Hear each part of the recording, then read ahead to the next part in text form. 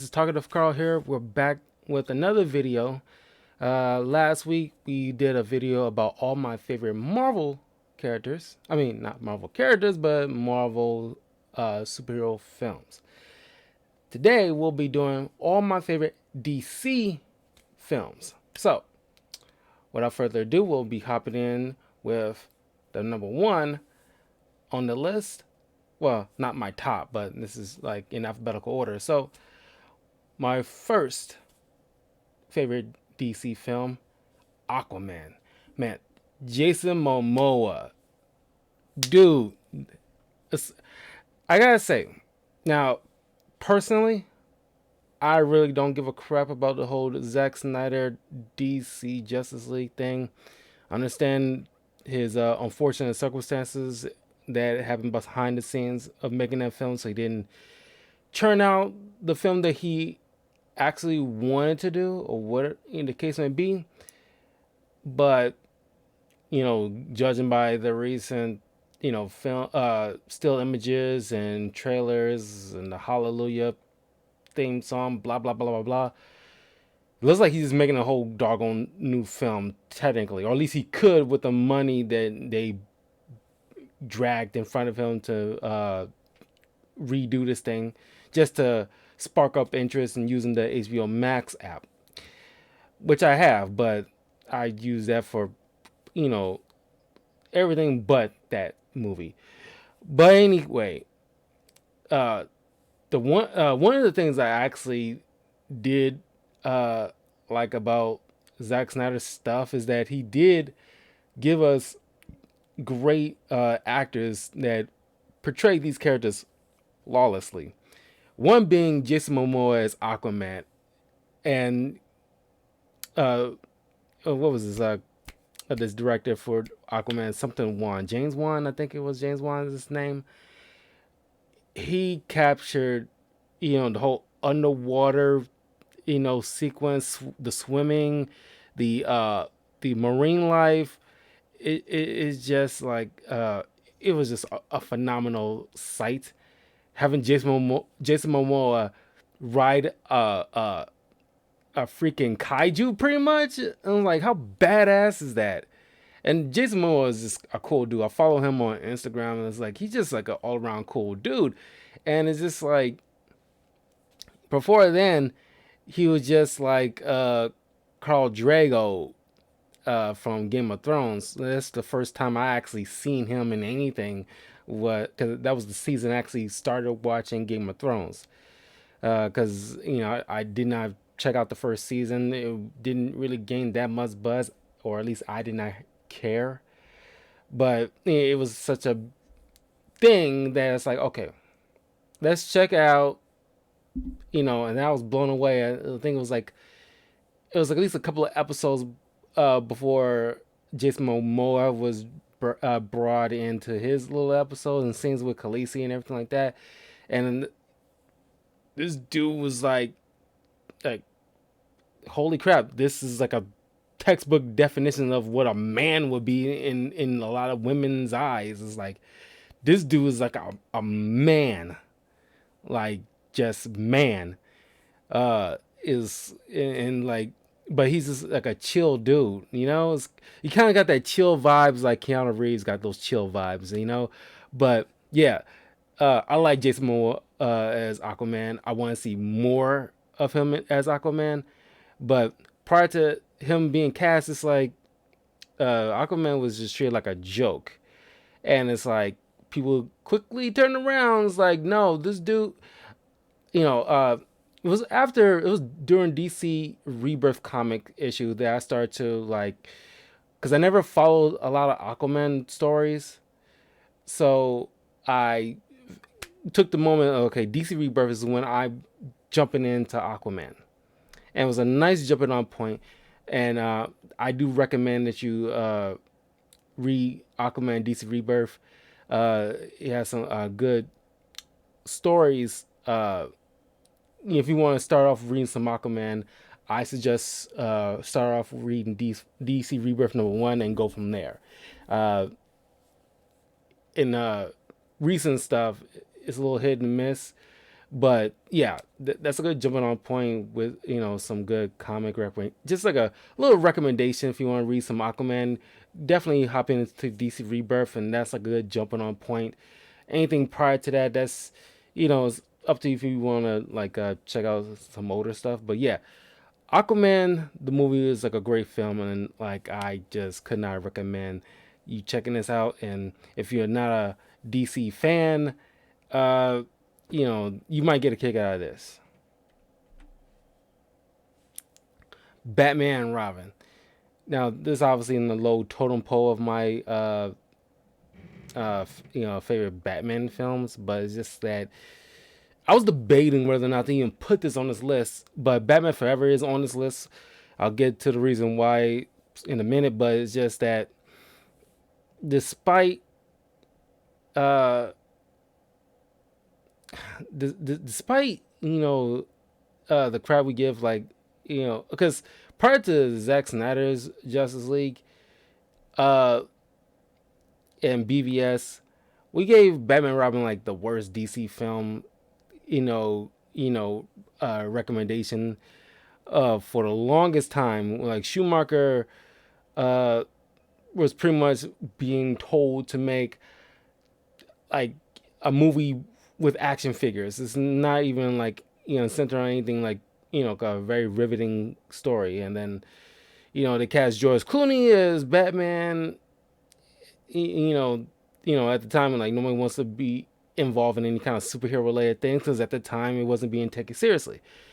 Uh, but I mean, then again, George Clooney would have played a great Bruce Wayne, but his Batman, whatever.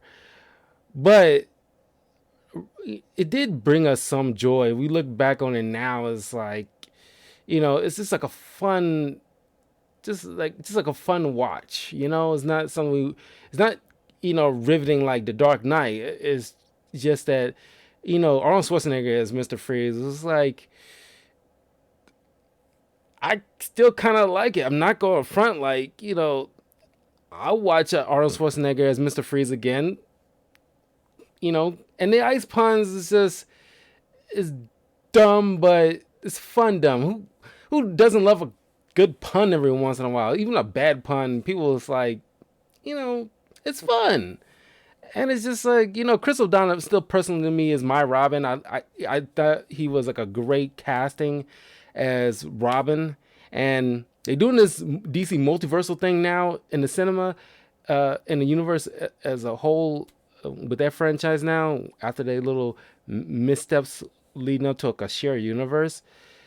Having Chris O'Donnell come back, but as like in this universe, but as like he's older and wiser and more experienced, and he's Nightwing in this universe now. He's not Robin, and it's like I don't know if you keep the bat nipples on the costume or not. And I thought about like, okay, why don't we're doing all these multiversal things now and like bringing everybody from all these different franchises. They have like Ezra Miller and Grant Gustin flies and meet each other in the DC Crisis TV show. I mean, it's like sky's the limit after that point, and I figure why not Chris O'Donnell come back in just like a few minutes as a do like some kind of like a redone like some redo the Batman Robin costume, but as like a Nightwing costume. I mean, you can keep the nipples if you want to, take them out. Doesn't really matter to me. Ultimately, it's like at first I wasn't a fan of the whole nipple thing, but it's just like it was the time Schumacher and his nipples. But I think Chris O'Donnell coming back as a grown-up Nightwing is like awesome. Uma Thurman is like Poison Ivy. To this day, we don't have a live action Poison Ivy, and Uma Thurman was the only one. And it was a neat idea to bring in Poison Ivy, And besides, DC doesn't do much with Poison Ivy in the comics. I mean, outside from the Harley Quinn TV show, people haven't done much with Poison Ivy. And I think in the comics, DC Comics should do like since at this whole Joker War thing a year ago, and the three Joker storyline that personally I think was crap, with only a few nuggets of good stuff that's woven in that could have been fleshed out better.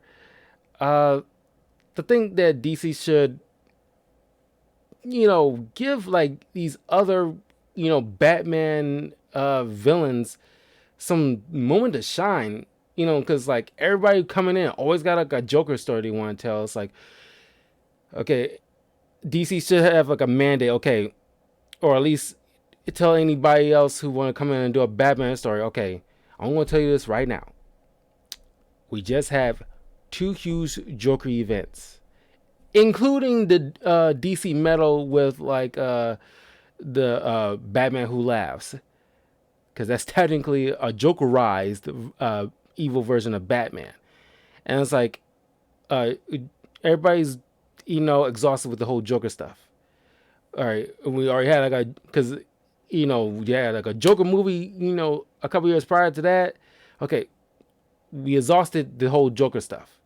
Whatever kind of idea you might have, shelve it or try to repurpose it to fit like something like Poison Ivy's thing. Like, I'm pretty sure there's a lot of creative people out there, and especially if they want to come into the comic book industry, you can, if you think about it long enough, you can tell a solid Poison Ivy story. You can tell, personally, I want a Calendar Man story. They haven't done anything with him since one of my favorite Batman comics, being The Long Halloween. And, hola, Daniel.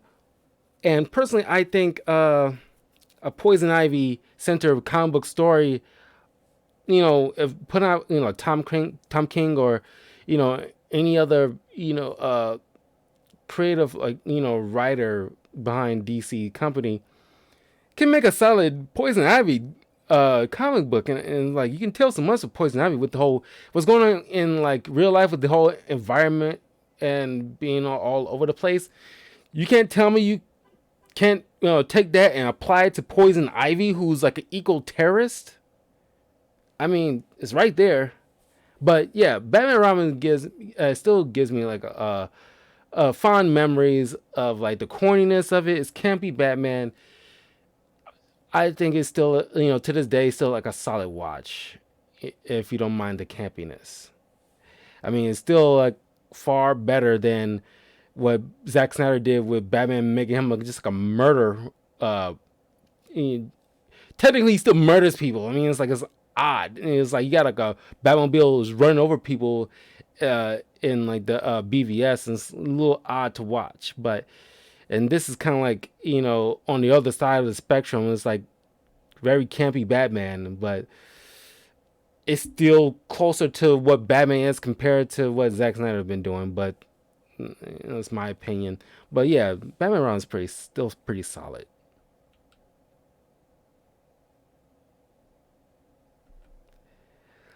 Batman Return to Joker. I mean, Batman Beyond. Like you talking about making a proper sequel or a continuation in the Batman the Anime series. This was a solid one, man.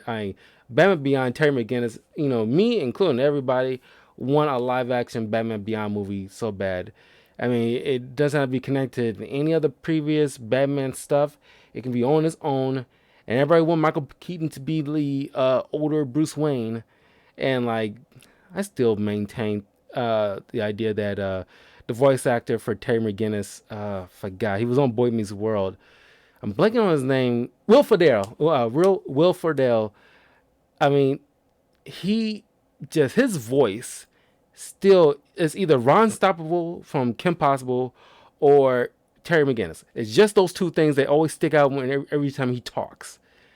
And it's like, if he works out a bit, and I think he have brown hair, if he can dye his hair black, he can easily fit the role of a live action Terry McGinnis. But he said on an interview a couple years back that he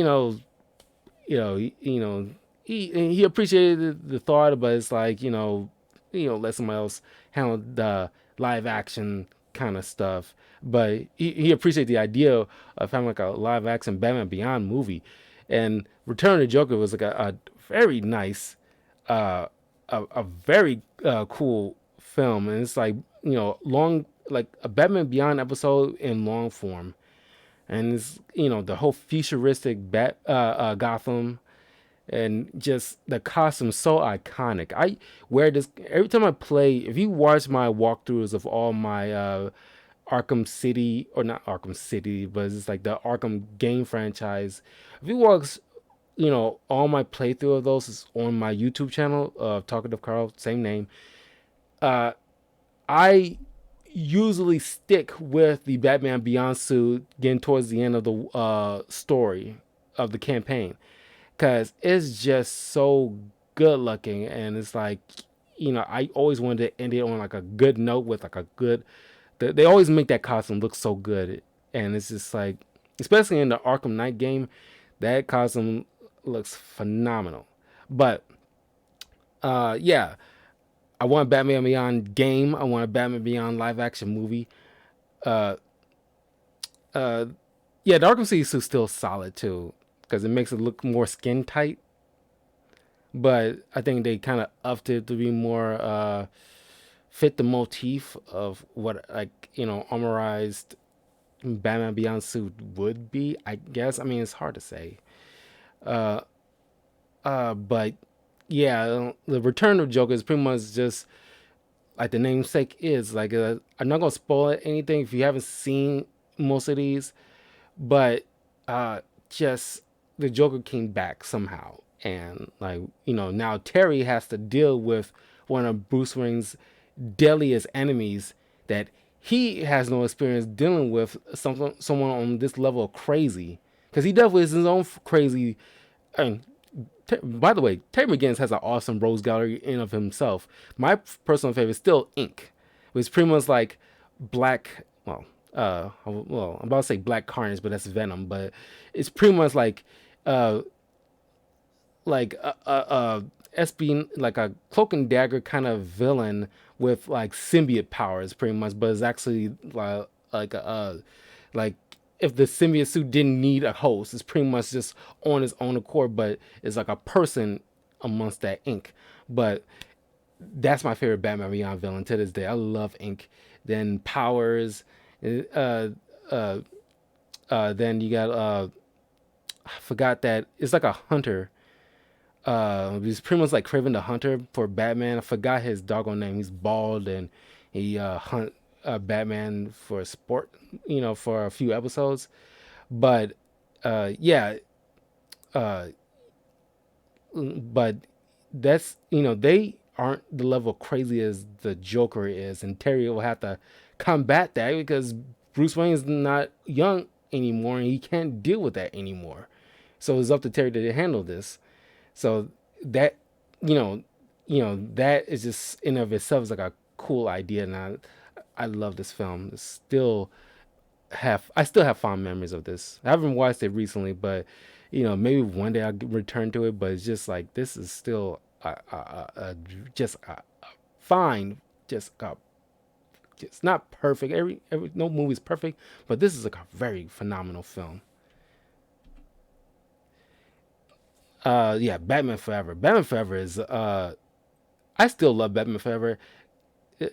If they would have taken out Two Face though, it probably would have even been better, because Tommy Lee Jones as Two Face, uh, they should have just kept, because it's like a continuation of the Tim Burton films, but this is when like Tim Burton had to exit because they, thought Batman Returns was too graphic for kids, I guess, back in the day. But that's when they brought in Schumacher to pretty much like fall in line with like make it a little more kid friendly, quote unquote kid friendly. And it's just like they kind of like started to go a little bit too far. They went really far with Batman and Robin, but this is when like it's still enjoyable to watch, because mostly because of Jim Carrey as the Riddler. I love the Riddler. He's my favorite villain of all time in comics, and just like, but I think they kind of in this new Robert Pattinson Batman movie coming out, they kind of the villain that if I'm not mistaken, is supposed to be the Riddler, but like proto Riddler. But they made him look like the Zodiac killer in a way. It's like, Maybe because like by the end of the movie, I'm pretty sure everybody gonna be in there like a legitimate villain costumes, but he's kind of like a garbage bag over his head, and it's kind of like what the hell is this? But anyway, I still looking forward to that movie because like Robert Pattinson, that trailer. I watched that trailer of Robert Pattinson's Batman movie like at least a dozen times, mostly because of the end when like he beats up that bald dude in the trailer, and it's like just wailing on him. You can hear his head being dented in by the hits, and it's like, okay, I think he's down. Damn. But man, that was like an awesome trailer.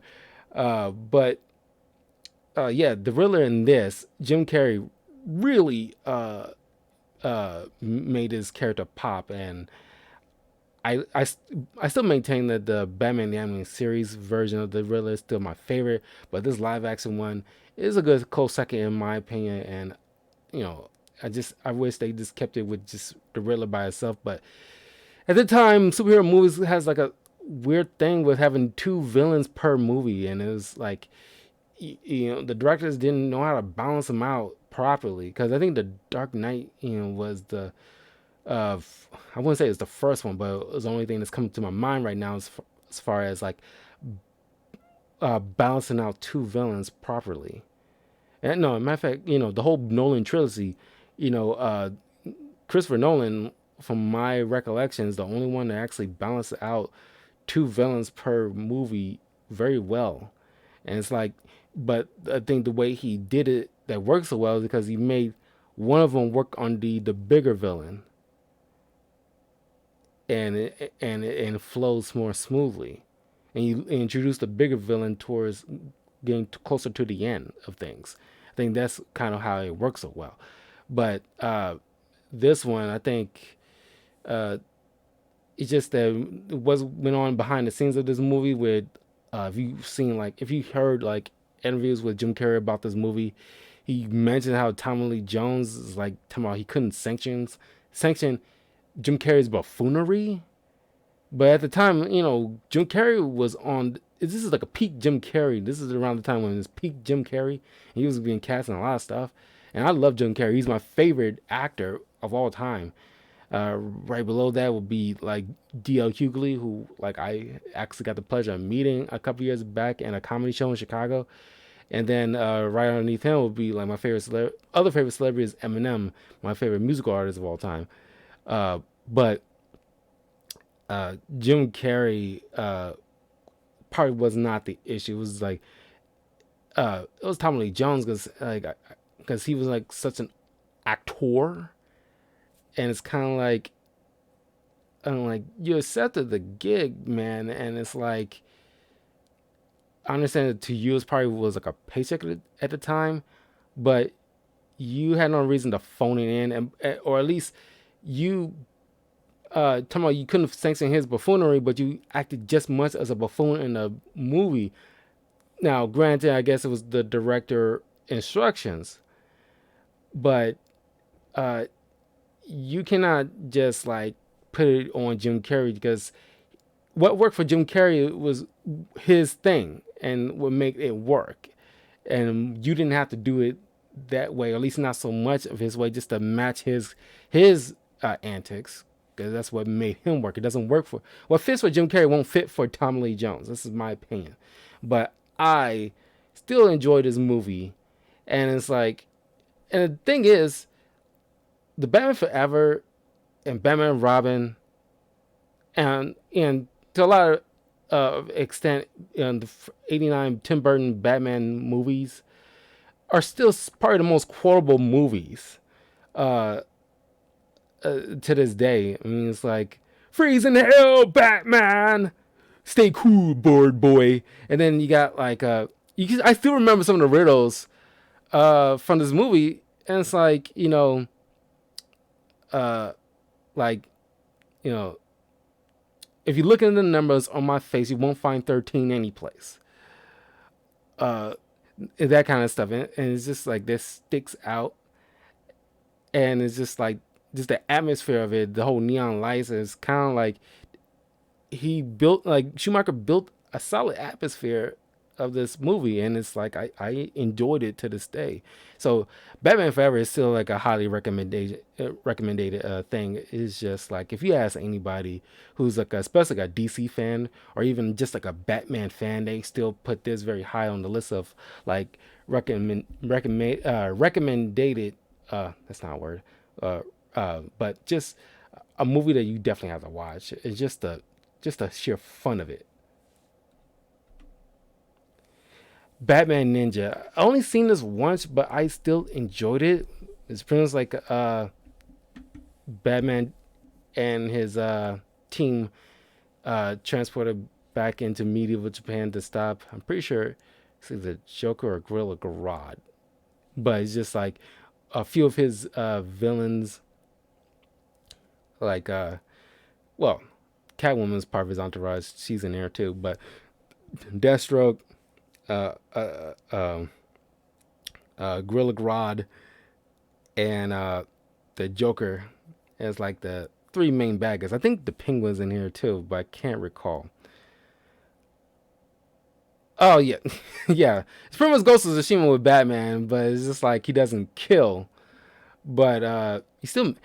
Find it interesting. There's a lot, a lot of stories with Batman time traveling to the past, and still maintains that whole don't kill motif, and it's like that's cool. I liked it. I still, enjoy it, but it's just like you're in like an age when like war and like people kill each other not on the regular. It's still frowned upon. Not like a decent. You have like a decent society or a village, and they wouldn't appreciate you just killing willy nilly. But it was just like, and you probably would still get locked up for heinous crimes of the day. But it's just that it's just I guess Hollywood kind of dramatized that. Like it was just like just okay, but it's just that uh when you deal with like samurai warriors specifically, I mean, you know, if allowed, they can kill without impunity, and it's just like, but that's just my take on it. But anyway, Batman Ninja was like a fun movie. I still enjoyed like the art was phenomenal. I enjoyed the art and the different uh costumes. Like it's like Overwatch game with like each Batman character has like skin and like I think my favorite one was Deathstroke's costume because he still maintained the whole guns, but it's kind of like old school pistols, like gunpowder stuff, and like one shot stuff. I think it was just like one shot. No, I think he had like a 3 barrel pole gun. It's pretty much uh, like you light it up and it shoots like each like 3 rounds like simultaneously, not simultaneously, like at least rapid fire 3 times only. I could be mistaken, but it's something like that he had in the movie was very cool. I think that was my favorite like kind of variant of his costume. But yeah, it's on a lot of these is on HBO Max at the time. It was previously on DC Universe, but that's just turned into a comic book kind of site now. But HBO Max has some like they just put in Static Shock TV show into the app, and I'm still waiting for the Batman because there's a lot of Batman TV shows I enjoy, and the Batman from like Kids WB I still love to this day, and I need to check. I don't know if they brought it in yet, but they should bring it in because I think that's the last Batman TV show that I recall that they did not bring in yet. They got almost every other Batman show but that at this point. But yeah, Batman Ninja is awesome. I enjoy Batman Ninja. Batman Returns. A lot of people like poo poo on this movie, but I gotta be upfront with you. Just a little insight in of me. When I was a little kid and I first saw this movie it was on TV or a VHS because I didn't see it in the theater because I was just like a infant at the time. But when I first saw this movie, I think it was around that age when like like in like the preteens or getting into my teens. I'm pretty sure it was preteens. When I first saw Catwoman, Michelle Pfeiffer as Catwoman, That's the moment it clicked in my brain, like, oh, I like girls now, and I think I like bad girls now, and that just like clicked, and it's like, 'cause to this day, that was my first crush, was this version of Catwoman. To this day, this is my Catwoman. And like Michelle Pfeiffer, if you've seen, it was like at least a month or so ago, it was like a little video Michelle Pfeiffer did when she was wielding a whip and practicing on it, and like she still got it, man. Cause like holy crap, that was hot just to see like just Michelle Pfeiffer in this movie. Like to this day, there's a lot of Tim Burton female characters that I to this day, think is so hot, and it's like I guess I grew up in the '90s, so I guess a lot of goth grunge kind of stuff, motif in women, kind of like gets to me in a way, it speaks to me as like a youth growing up in that decade, and it's like that kind of really like it's like a turn on to me. So it's like, but this was the linchpin. This was the moment, and but in the movie itself, I enjoyed it. I understand like, at the time it was like a little much for kids to watch. Like we got like Danny DeVito biting off a guy's nose, blood squirting everywhere. But it's just like, and then a guy pushing a girl.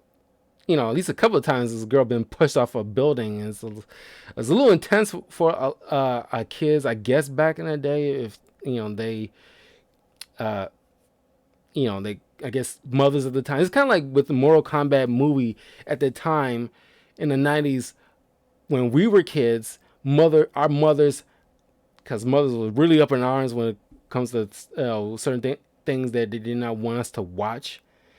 So they kind of like, you know, that's the reason why it went from this to Batman Forever.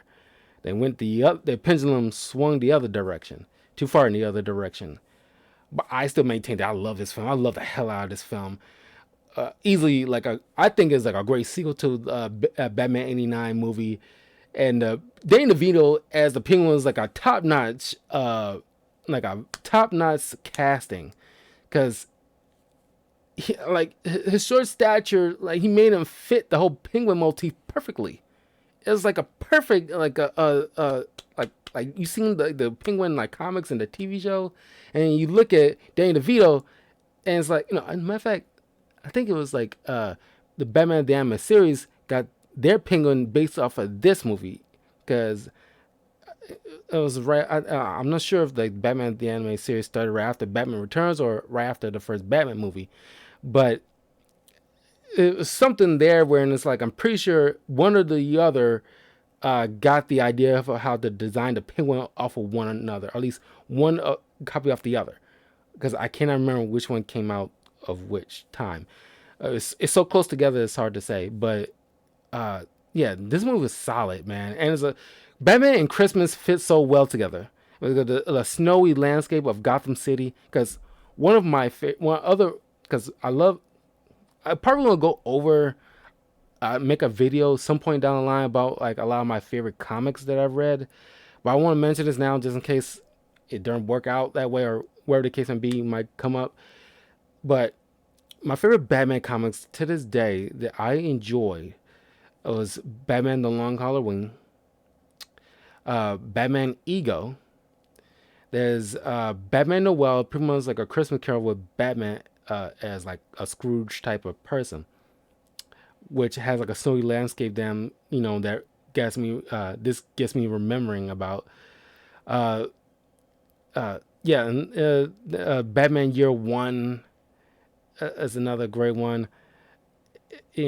Those are just like off the top of my head, because I'm pretty sure I'll remember some more down the line. But those are the ones that. Oh, and another great Batman comic, Batman Arkham Asylum, A Serious House on Serious Earth. That's another great Batman comic, which pretty much the Batman Arkham Asylum was based off of.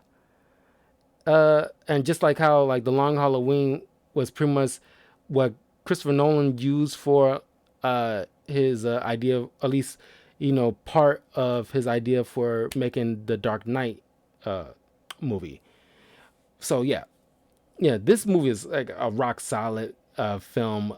I maintain personally is a great sequel to the Batman '89. So yeah, and Michael Keaton as Batman, he's my Batman. Honestly, I mean, I love all the other actors who play Batman, but like Kevin Conroy, the voice of Batman, is solid too. It's like those two, Kevin Conroy and Michael Keaton, in terms of like live action, Michael Keaton and voice acting, Kevin Conroy. Those are solid Batmen. So yeah, but this movie is awesome, man. I love this movie. And I watch it almost every Christmas too. This is a good Christmas movie too, if you want it to be. All right, Batman and Mr. Freeze Sub Zero. Now, a lot of people put Mask of the Phantasm as their favorite Batman animated movie. Personally, I don't care for. It's not saying it isn't good. It's good, but it's not something I rewatch at all. Because I seen it once. I seen this movie at least 3 times. When I was a kid. Because because it's like a good story. Like if you want to make a good movie with just Mr. Freeze at the center of it, this is like a good example here. Because if you watch the Batman animated series, one of the most critically acclaimed episode was Heart of Ice. And there's a lot of great Batman animated series is like an awesome TV show. It's like to this day is just like renowned for like the graphic. It's not much graphics, but when they used it well. The art, just like the environment, the characters, they make solid episodes with, and solid stories. Kind of like mini movies almost to me, and like the voice acting is like pitch perfect, man. And it's just, but Sub Zero is like a good like sequel to the Heart of Ice. Was Heart of Ice is the introduction of Mr. Freeze. Prior to all that, Mr. Freeze in older comics was kind of built like a joke with like a whole ice gimmick, but Heart of Ice made you feel so much sorrow for Mr. Freeze, and Batman Arkham Origins with the DLC is probably one of my favorite DLCs. Because I like there's like a fair bit of DLCs there's my favorite, but like Arkham Origins, uh, Cold Heart, which is I have it on my YouTube channel if you want to check it out. I mentioned it that it's one of my favorite DLCs. Where Ferris they brought back Ferris Boyle, who was the catalyst of creating Mr. Freeze, because you got McGregor's disease, which is one of the most famous disease in comics, because they referenced that in Batman and Robin with the same thing with Arnold Schwarzenegger. You got McGregor's disease was like a debilitating deadly disease that I guess it's almost like cancer in a way. Is like, but it's more certain that you'll die because there's no cure for that. But being a cryogenesis, Mr. Freeze put his wife in cold storage basically just to keep her alive long enough till he finds a cure himself, which leads him to a life of crime. And it's like you feel for him because like if you have like a significant other that you care so much for, who wouldn't sympathize with probably doing whatever they can to find like a cure to for their significant other to live. And I did something great with the Harley Quinn TV show that in season 2 with Mr. Freeze and his a couple episodes he's in there. But yeah, Sub Zero is pretty much like another jumping off point from that episode. If you ever seen Heart of Ice episode of the Batman animated series, do yourself a favor and check it out, and then watch this movie as and then you really will love the character of Mr. Freeze. And it's like and in this movie he just like figures out that okay, he pretty much like it's also like a Batgirl kind of story too, where Barbara Gordon's blood is same blood type as Nora, so he kidnaps Barbara Gordon to try and do a blood transfusion. So, but it will kill Barbara, but he doesn't care. He's like kind of cold blood, which uh, a lot of Batman's Rose Galleries is kind of like a different mirror version of Batman personality, where it's like Batman can from time to time seem like a cold person to people, was pretty much like how like Mr. Freeze is. He's just cold to people. And it's like in the cold hard DLC, one of his henchmen's legs is frozen accidentally, and he's like, oh no, matter of fact, they did the same thing in Heart of Ice. Oh no, it kind of blends together because I think it's like happened at least a few times. I'm pretty sure it happened in this movie too. But one of his henchmen's legs frozen accidentally, and it's like telling the rest of the guys just leave him. They're like, F him, I don't care. It's like, it's all about my wife. I don't care about nothing else. He just gives everybody the cold shoulder. It does not matter. The only thing that matters is his wife. He loves his wife that much, and it's kind of like you feel for the guy, but it's like you cannot condone the methods he's using just to revive her. But this movie is an awesome film, and you got polar bears as like if Harley Quinn had like hyenas as a cool idea, like a gimmick or something like that she, you know, has them as pets and they follow her every word. Mr. Freeze having polar bears that hangs on his every word is awesome to just see. And I wish they bring that back, as a matter of fact. And they don't do much Mr. Freeze stories in comics. And I really wish they, like I said before about like in like recent comics when they did so much with Joker, like a bunch of different events with Joker at the center of it. And it's like, we're exhausted the Joker every which way inform, and it's like the public, the masses don't care anymore. I mean, I wouldn't say they don't care, but it's just like it's fatigue.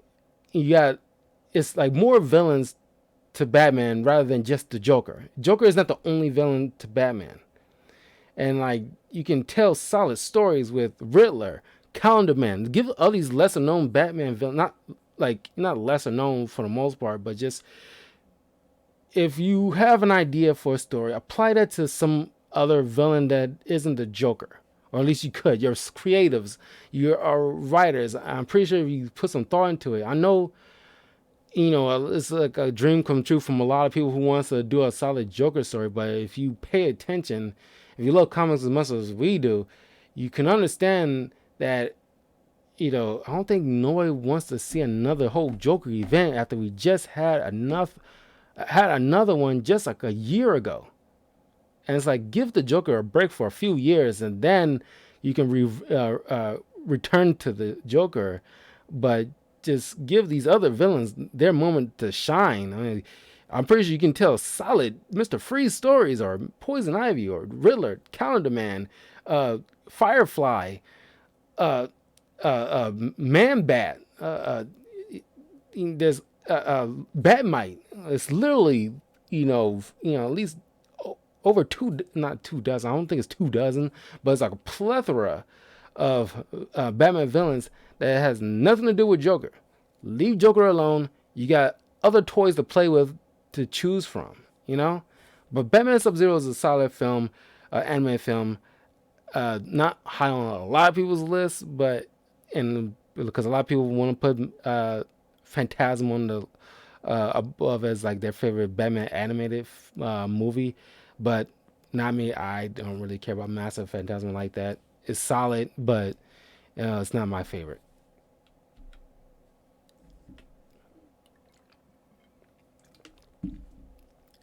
Oh man, Christopher Nolan's Batman trilogy. Uh, now, Rise is. It was around the time when Rise was about to come out. We knew that Christopher Nolan didn't want to do any more Batman films, despite how well he'd been doing it. You can tell by how certain moments, it's not a lot, but you can see like through the cracks that yeah, he's pretty much done. It's like a different quality from what you got from Dark Knight into Rises. But I wanted to combine me talking about all three of these trilogies together rather than separately. First, Batman Begins. A solid origin story. It's probably like one of the greatest origin stories. How you tell like a superhero origin story that's not cookie cutter like most origin stories typically are. It and it fits so well with like the motif of how Christopher Nolan does his movies. Where if I haven't seen Memento, but a lot of people equate that to Memento, where it's like, or at least Inception, and Tenet. I haven't seen Tenet either, but I watched a lot of Inception, so I understand what they're talking about. When they just Christopher Nolan likes to mess with time a little bit, like get out of sequence with like the present and the past, but Batman Begins was like a solid one. Christian Bale, after his role in American Psycho, you can easily tell like he can play that Bruce Wayne role very well. But yeah, with Liam Neeson's Ra's al Ghul was fantastic, fantastic casting. I can definitely see he looked the part of Ra's al Ghul from the animated series. Of course, they call him Ra's al Ghul. His animated series version is Raish. For the longest time, leading up to that first movie, it bugged the crap out of me that they pronounced it Raz instead of Raish, because I grew up with pronouncing it Raish. But it's kind of like Street Fighter with Ryu and Ryu. They both, is correct, but just pronounced differently. But that's neither here nor there. It's not a big deal, but it's just like for a little while, it bugged the crap out of me. But yeah, everybody involved. Well, Katie Holmes and I think it was Katie Holmes in the first one, then Maggie Gyllenhaal in the second one. I think those ones are the only characters was like, I wouldn't say there was no nothing. They offered, their they put they offer something to the table, but their role as racial dolls is probably like the only thing that kind of like lacks for a lot of people, including me. I mean, it's like you need somebody in the DA that's not Harvey Dent, and you gotta fill that role as somebody inside the DA's office that Batman can essentially work with. So they did offer something, but it's just like those it can easily been like just either Harvey Dent by himself, then lead into Two-Face in the sequel. But he needed like a love interest. It's not a big deal. It's whatever. But yeah, Scarecrow, Cillian Murphy, who did audition for the role of Bruce Wayne, but I think he definitely fit Scarecrow better. And it's just that the whole, I mean, the third act to Batman Begins was fun. I still enjoyed it, but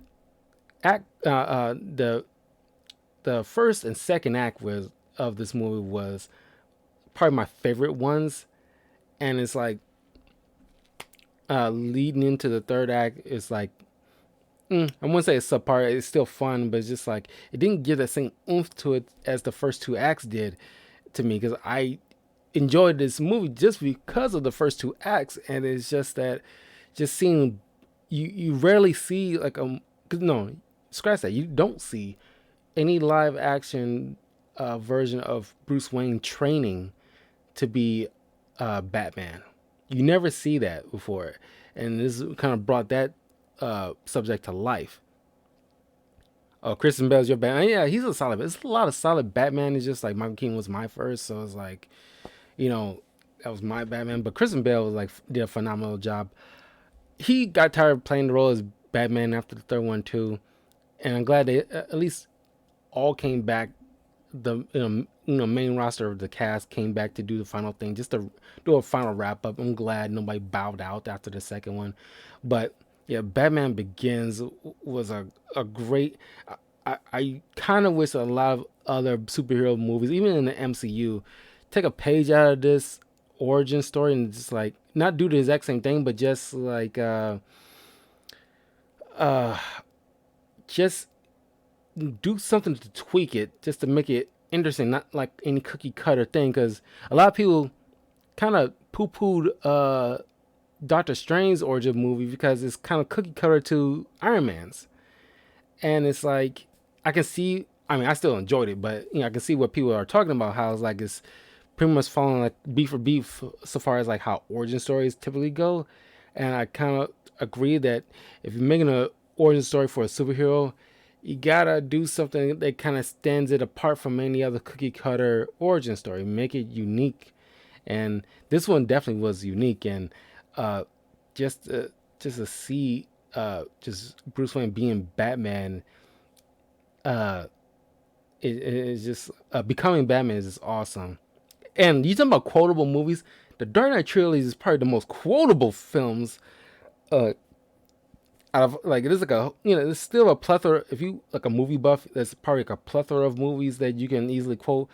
But this one's and then the MCU is definitely quotable. You got like a whole 10-year span of movies that you can easily quote from all day long if you wanted to. But this one is definitely up there as far as quotable films. And it's like you can probably recite a lot of the lines from these films. And it's like especially from Bane out of all people and the Joker. Like well, definitely get to the Dark Knight and Rises in a moment, but like in Batman Begins, it's like you can easily recall. It's like cool car, bro. Used to see my other one, or does it come in black? I was like, you're not the devil, you're practice. Like, uh, uh, people need dramatic examples to shake them out of apathy. As a man, I could be ignored, I can be destroyed, but as a symbol, I can be everlasting. It's just like this the entire franchise was just like amazing. It's probably like the best, like 3-part complete saga of Batman. I mean, it kind of beat out in a way because like Tim Burton had 2 solid films, but he didn't make a round it out with like a good solid third film because studios at the time did not like his take on it. Uh, and then like Schumacher, didn't like the whole campiness of it, or at least kind of like bowed out of it. And then Batman was in a slump for the longest time until Batman Begins came around.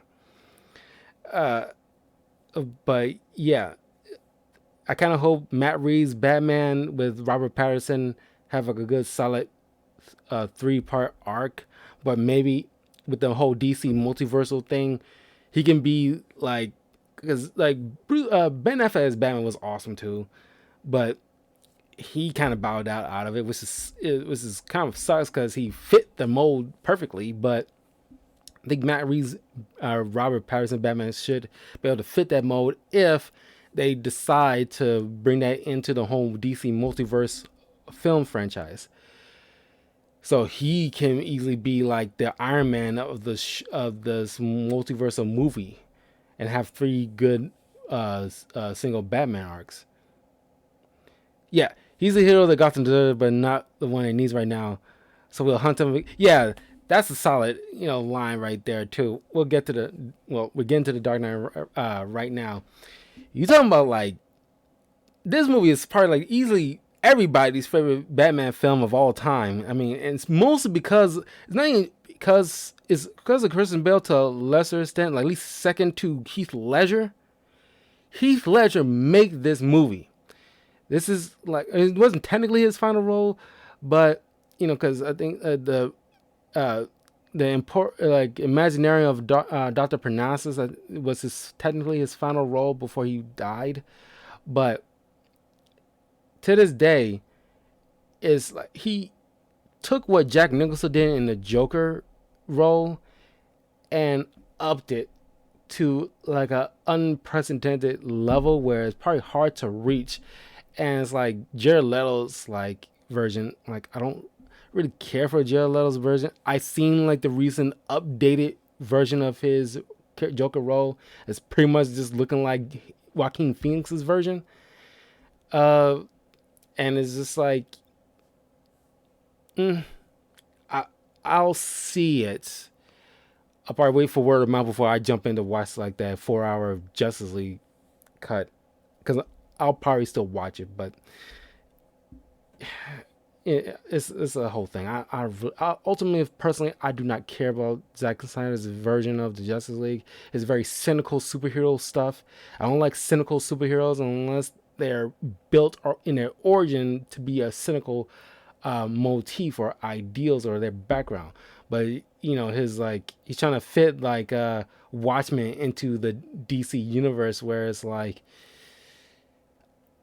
it doesn't fit, and it's pretty much around the time when people are living like a cynical lives, and they just gravitated towards like, yeah, I want my Batman to kill, and I want my superheroes to like to question his life choices. It's like, screw the universe. And it's like, that's not how the Justice League operates.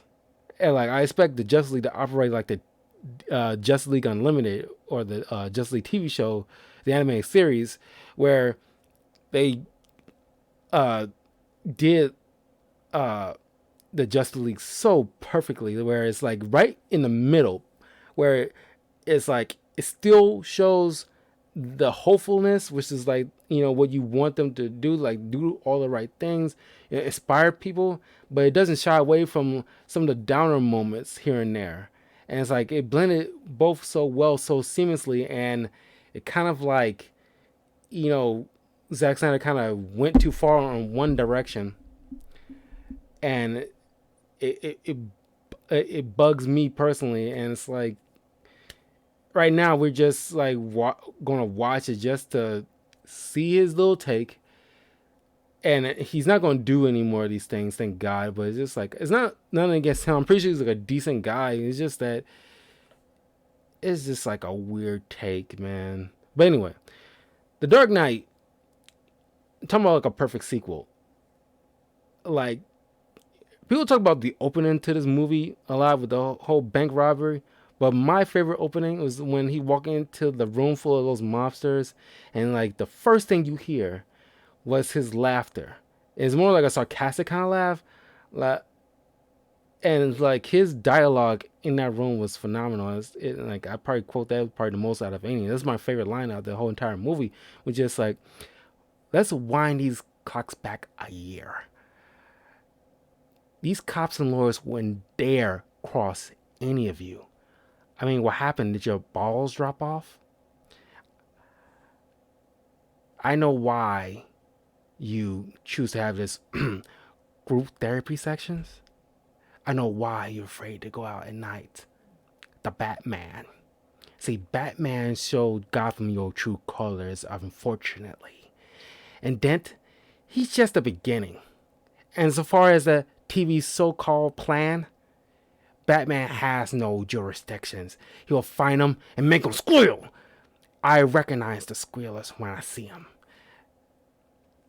If you're good at something, never do it for free. And it's just like, his entire dialogue in that scene was just so phenomenal. I love that part.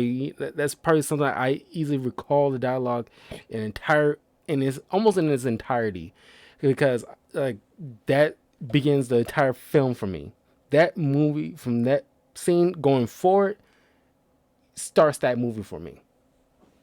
But yeah, The Dark Knight is just phenomenal. The whole boat scene, and it's just like, I remember like a pastor quoting, or at least during one of his sermons that I was watching on like YouTube, he brought up about how like humanity at its core, and he used this film as a reference to that boat scene where it's like neither one of those. If you haven't seen this movie, I suggest you've seen it. Who hasn't seen The Dark Knight at this point? But I'm just going to say this. You got these two boat scenes, and like the Joker's ideology in his film is like, people show you their true colors, and they're just as they're monsters at its core.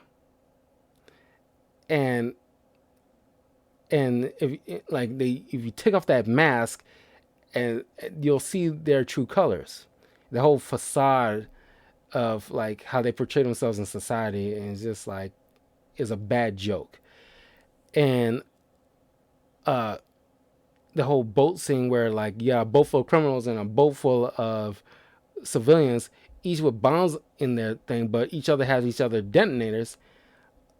Neither one of them was gonna kill each other, and just like, and he's like shows that yeah, despite the flaws of humanity, push come to shove, a lot of us, not all, there is a few outliers of like horrible people, but the bulk, at least 98 to 99% of humanity, won't resort to doing the most base level evil crap. But uh, this movie is just like great. It's probably the it's probably one of my rewatched DC films out of all of them, to be honest with you.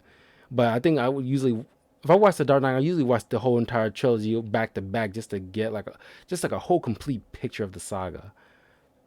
But then Dark Knight Rises, I still maintain to think that Liam Neeson's Ra's al Ghul is still alive, because if you know Ra's al Ghul from the comics, he comes back constantly with that Lazarus pit. That's me personally, but it's just like you see him, quote unquote, hallucinating Liam Neeson. I still maintain that he's still alive somehow. If they would have made a fourth film, he definitely would have come back, and they would have introduced Lazarus Pit, or like a pool of Lazarus Pits to bring his body back. But Bane, the fact that you got Bane working with like Talia al Ghul, and it's kind of like coming full circle with the League of Shadows, or slash League of Assassins, because they got League of Shadows in this movie. They couldn't.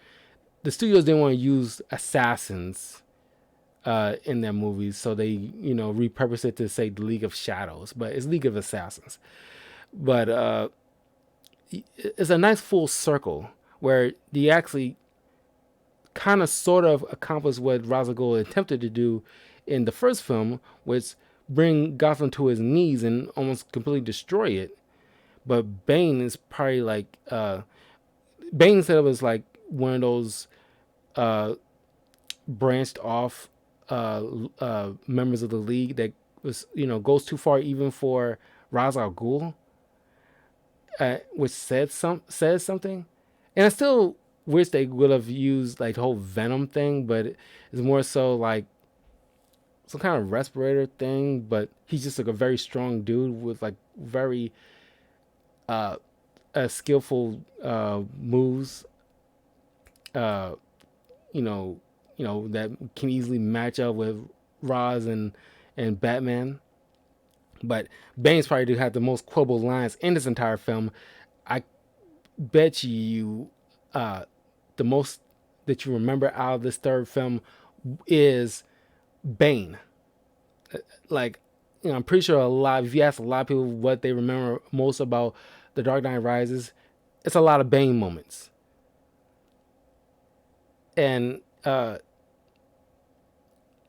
then his lines was like, I swear, it's so hilarious. It's like everybody now is pretty much mock his voice, but you cannot deny it was like a good voice, because in the past he's pretty much like a luchador kind of motif, but I like this take too.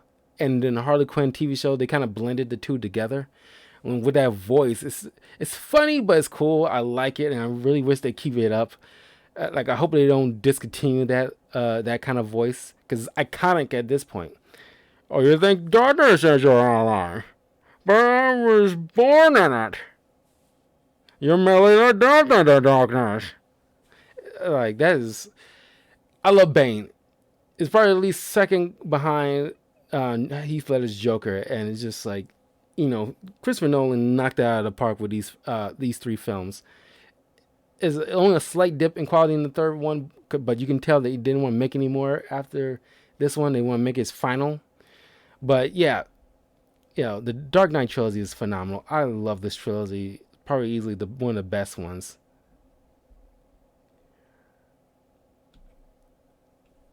Batman Under the Red Hood. You talking like a great Batman animated movie. This one still kicks ass, man.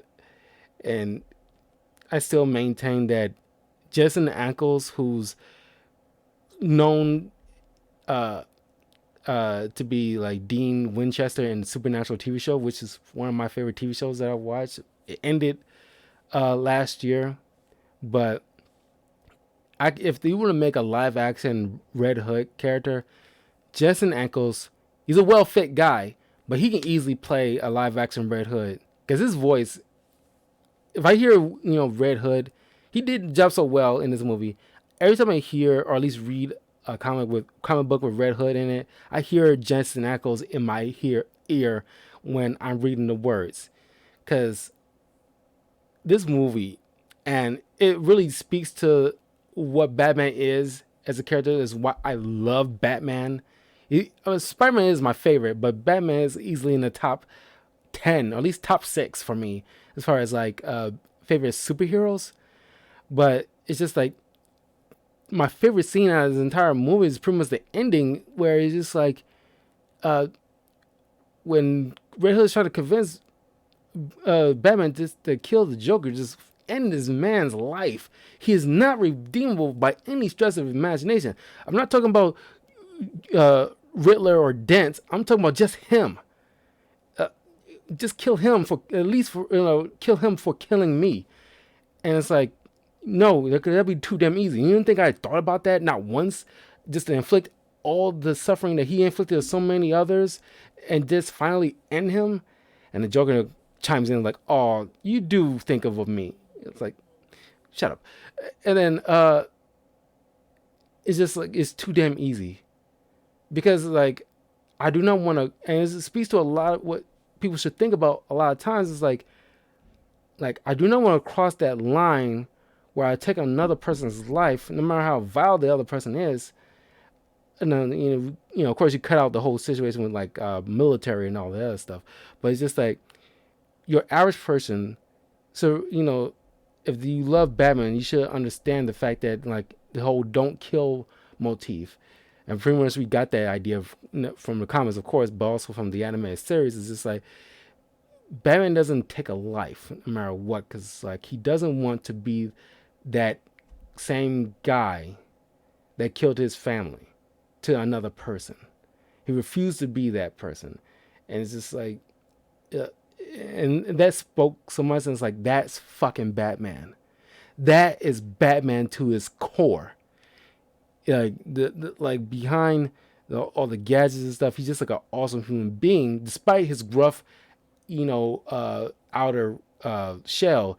He's the same boy that saw his parents murdered in the alley, that sparked him to becoming a kind of symbol that wants to prevent that kind of thing from happening again. That's why you got like these organizations out there that's pretty much like not specifically inspired by Batman, but does Batman like things, where it's like whole I forgot what the organization is called, but pretty much like organization that deals with people who like giving out psychological help for people who lost loved ones in drug driving. And it's like, you don't turn into like a vigilante killing all people who kills people during their drunk escapades behind the wheel. You build an organization to help people ease their pain a bit, at least a little bit, from their experience dealing with the trauma of losing loved ones because of drunk driving. You do something like that to help your fellow man to that kind of thing. Is just like, that's what Batman should inspire. Like, if Batman inspire anything, inspires others to not become a monster that others were to them. You rise above that, and you be that person that prevents the next monster from inflicting that kind of harm to others. You be their hero. You be their miracle to prevent something like that ever happening again. I mean, that's pretty much Batman to his core, and I love Batman for that. But Batman Under the Red Hood is like a phenomenal film. You're talking about like phenomenal animated films. This one is at the tippy top for a lot of people. It probably beats out a lot of Justice League animated films, but it's definitely up there. It's an awesome film. Speaking of The Batman, like I said, is a great TV show. Definitely check it out when you get the chance. It's definitely on Amazon Prime. The entire series. It's like it came of prominence in the mid 2000s. Like at least it had like a 4 season uh, show, and it's awesome. But they did. I'm not sure if it was like halfway or getting towards the end of this series when they made the Batman versus Dracula.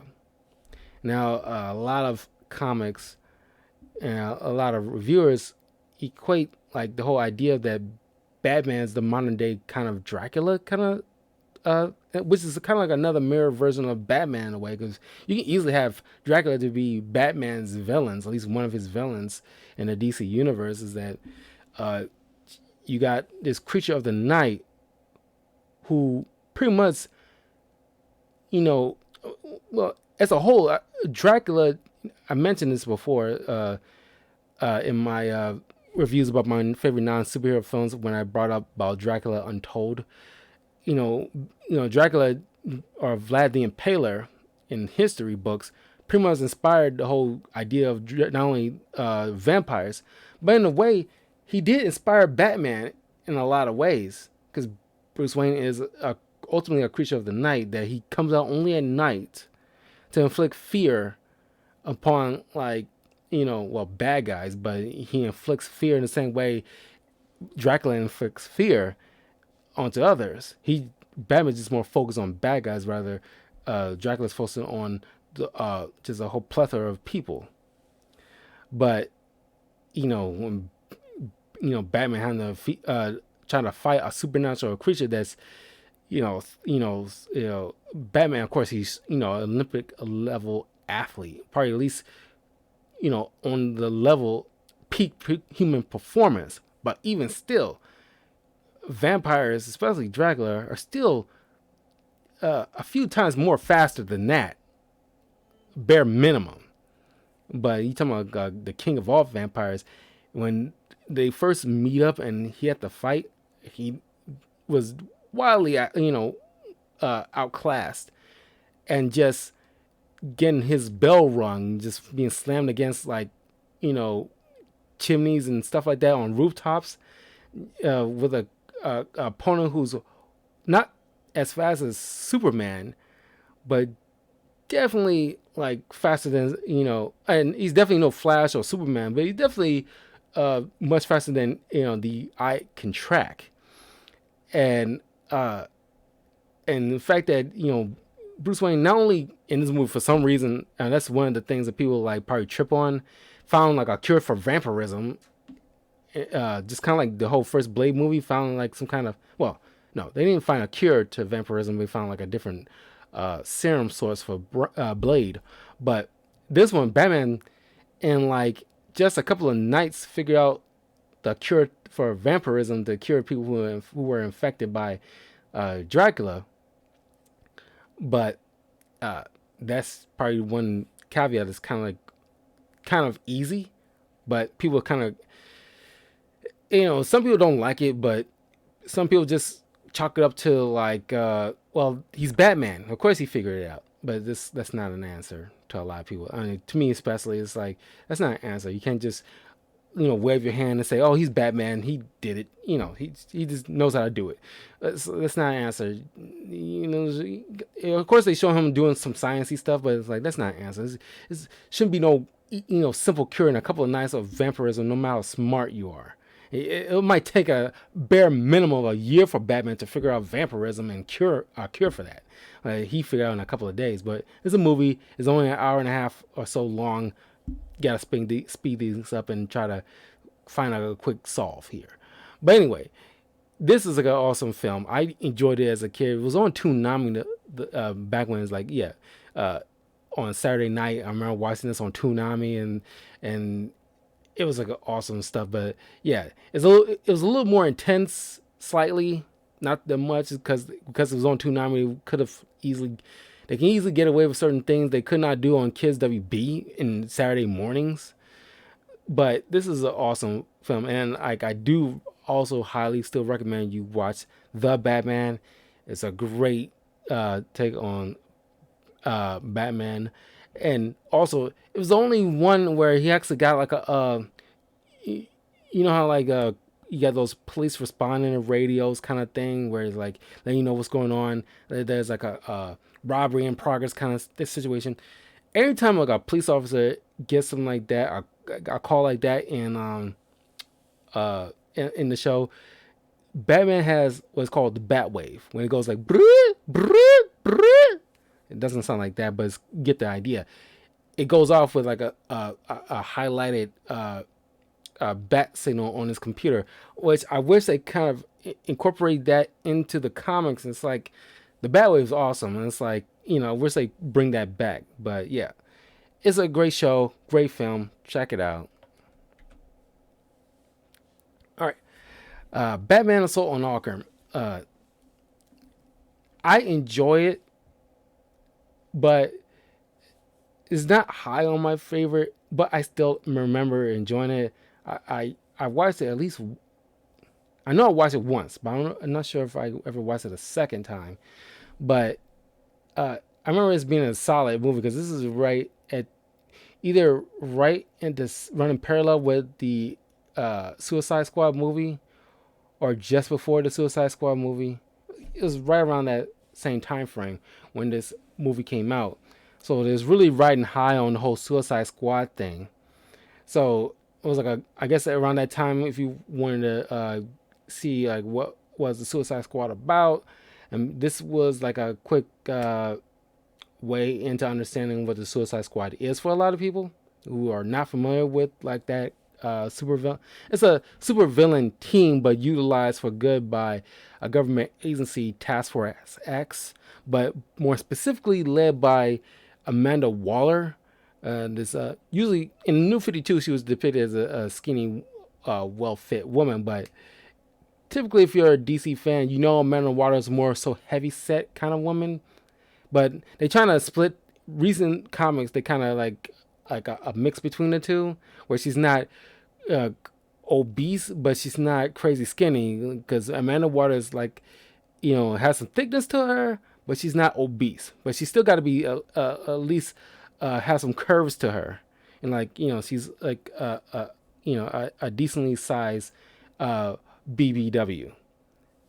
And that's what she's like got that iconic look. That's what people remember her by, and that's what a lot of people like. I like it.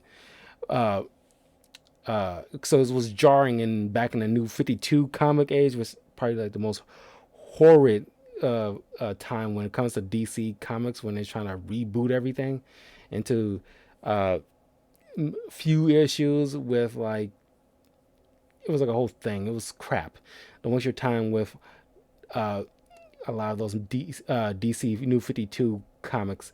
The only DC New 52 comic run that I actually thought was decent was where they did like at least a couple of them, like the Court of Owls New 52 comic run with Batman, and then there's another one with Batman where it's what's it called? Uh, I'm blanking on it. It's kind of like the reverse Long Halloween, where Carmine Colony is trying to take over the city again. I'm blanking on it right now. Dang it, it'll come to me. But if you look it up, Batman New 52 comics, it'll be amongst the list, and you'll know. But in fact, because it'll bug me if I don't figure it out. Because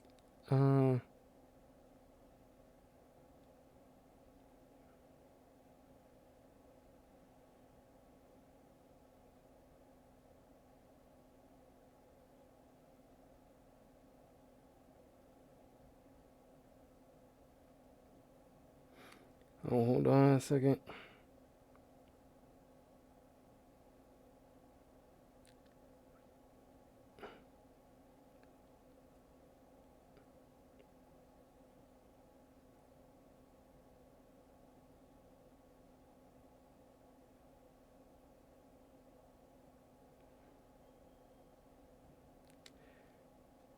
Holy crap, was a lot. I'm just showing a lot of quarter vowels.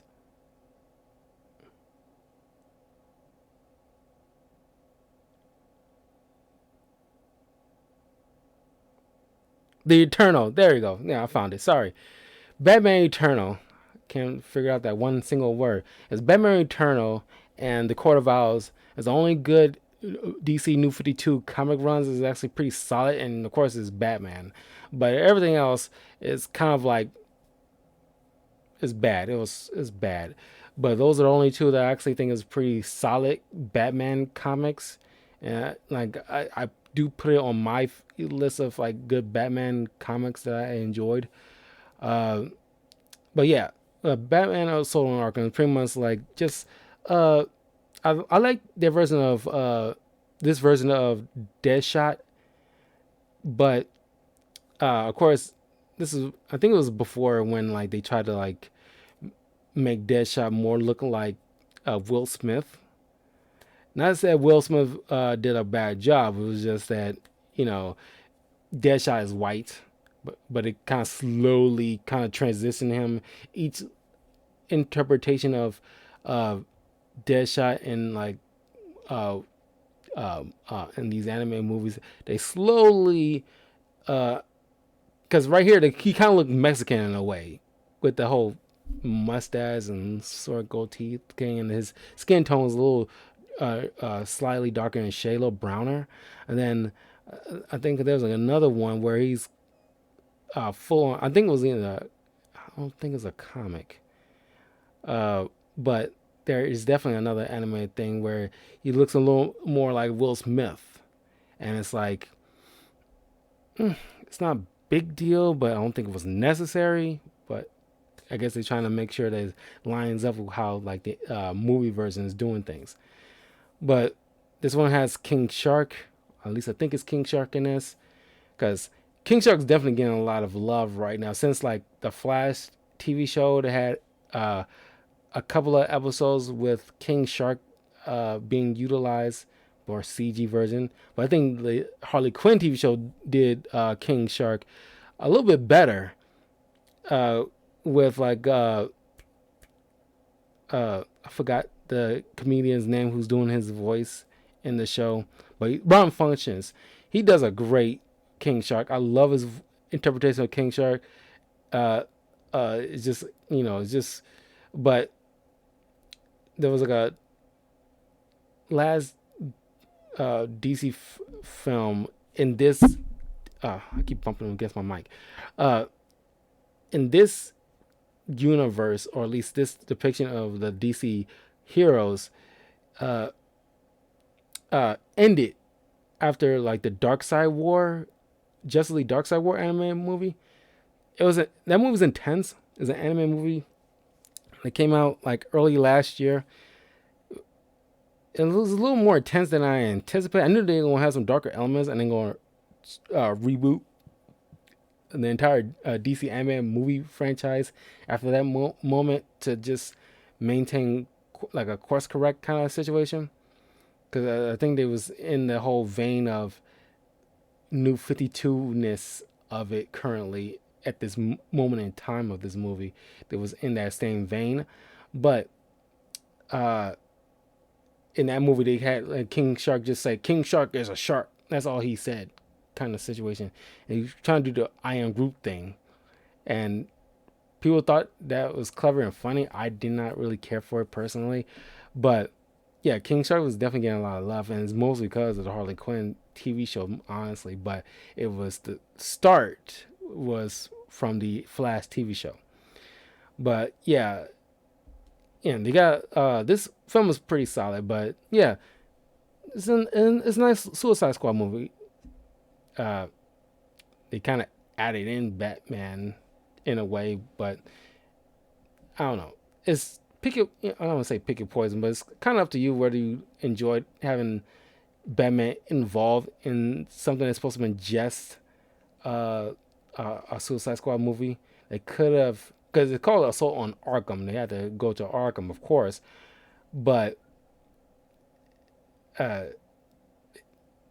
course they had to run into Batman. It's his city. Of course, if you doing like a assault on Arkham, you don't think Batman's going to get involved, but it could have just uh, been an assault on something else, so that no superhero that had to be involved in their situation. It's kind of like with comics. It's like Suicide Squad has its own comic run, where they don't always have to run into a Justice League member. They can just do their own thing, and like go into these little escapades and just just be the heroes on like a going up against like a bigger villain. But yeah, that's just my take on the subject. But yeah, this is a pretty solid film. I still remember enjoying it. Batman Gotham Knight. This is definitely a great film. I won't say great, but still it's a good film. It's pretty much like set in between. It's still in like the Nolan verse, but it's like set in between the moments of Batman Begins and The Dark Knight, where Batman's dealing with rounding up like Scarecrow and other villains that escaped from a Blackgate prison during the moment when Scarecrow was broken out by the League of Shadows and other villains along with him. This is like a 4-part, like little mini movies put together, with different art styles involved. But Kevin Conroy reprised his role as Batman. But don't, because it's been like a year. Because I rewatched this a year ago for like a watch party kind of thing.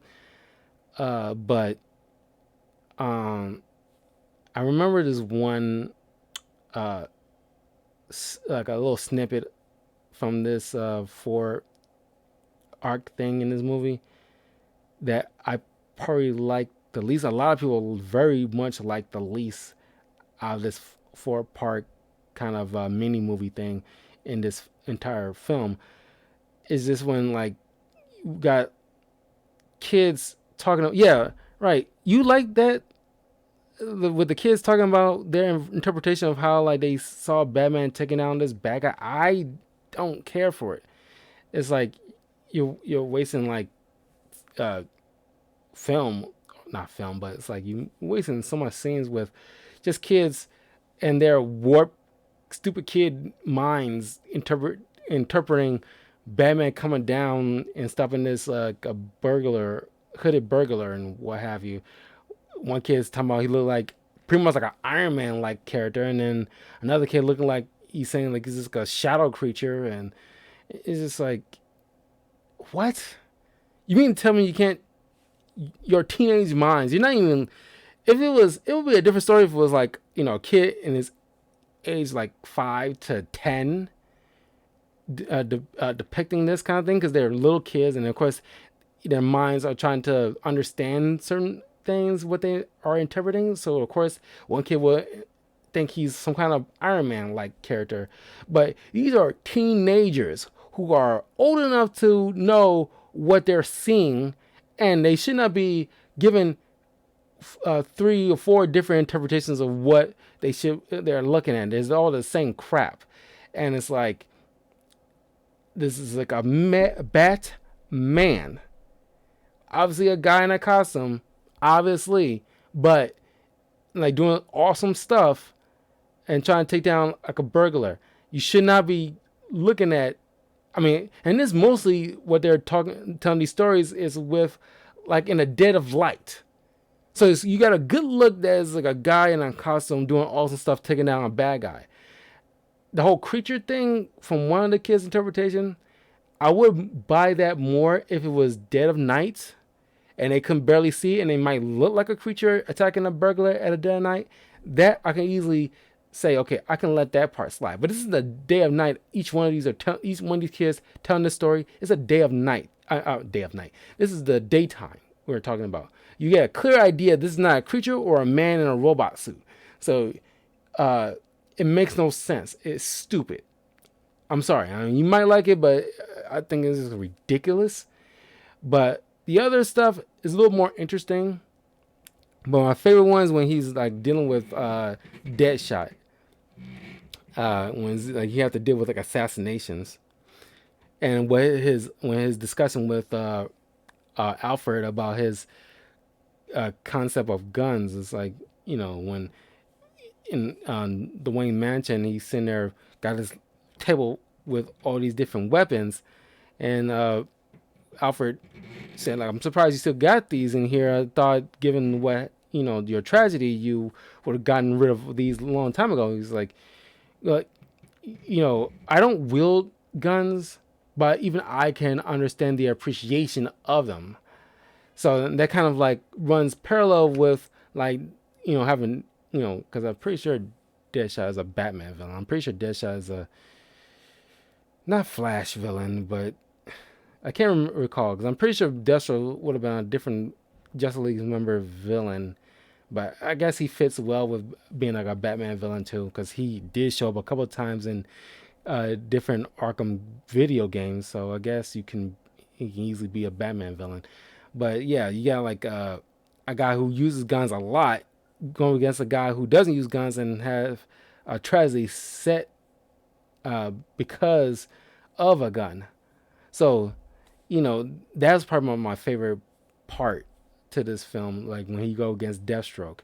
But yeah, this is like a solid film, and like you'll definitely probably get a kick out of this. You'll probably at least like half of these uh, arcs that's in this film, if not all of them. But yeah, this is like a pretty good film. Um, yeah, for me, interesting because all the times we see Batman acting using his uh, abilities, technical abilities. Now we respect how the world see. Yeah, yeah, the world can easily depict. It's like it's just my thing is like I would have let it slide if it was dead at night and they couldn't barely see what they're actually witnessing. But I distinctly remember what they're describing, what they saw from Batman doing was dead of the daytime. This is daytime stuff where you have clear skies, dead of the. I keep wanting to say dead of night. The clear as day, you get to see. If it was nighttime when they're describing all these things, I'll probably let it slide more because they could not get a good look. You get a good look during the daytime here. So you shouldn't be seeing like a man in a robot suit, despite the gadgets he's using. Batman Year One. I mean, like I mentioned before, like you want a good jumping off point. If you want to start reading some Batman comics, I highly recommend you read Batman Year One to get a good idea of Batman's origin story. And this one is definitely a great animated film, just showing you like just Batman coming back from his training, years of training, and it's pretty much not even. He's pretty much sharing the spotlight with Jim Gordon because mostly it's Jim Gordon's story, but it's Batman. I wouldn't say he's playing second fiddle. He's sharing the spotlight, honestly, because as uh, Batman, Bruce Wayne's coming back into Gotham on his private jet.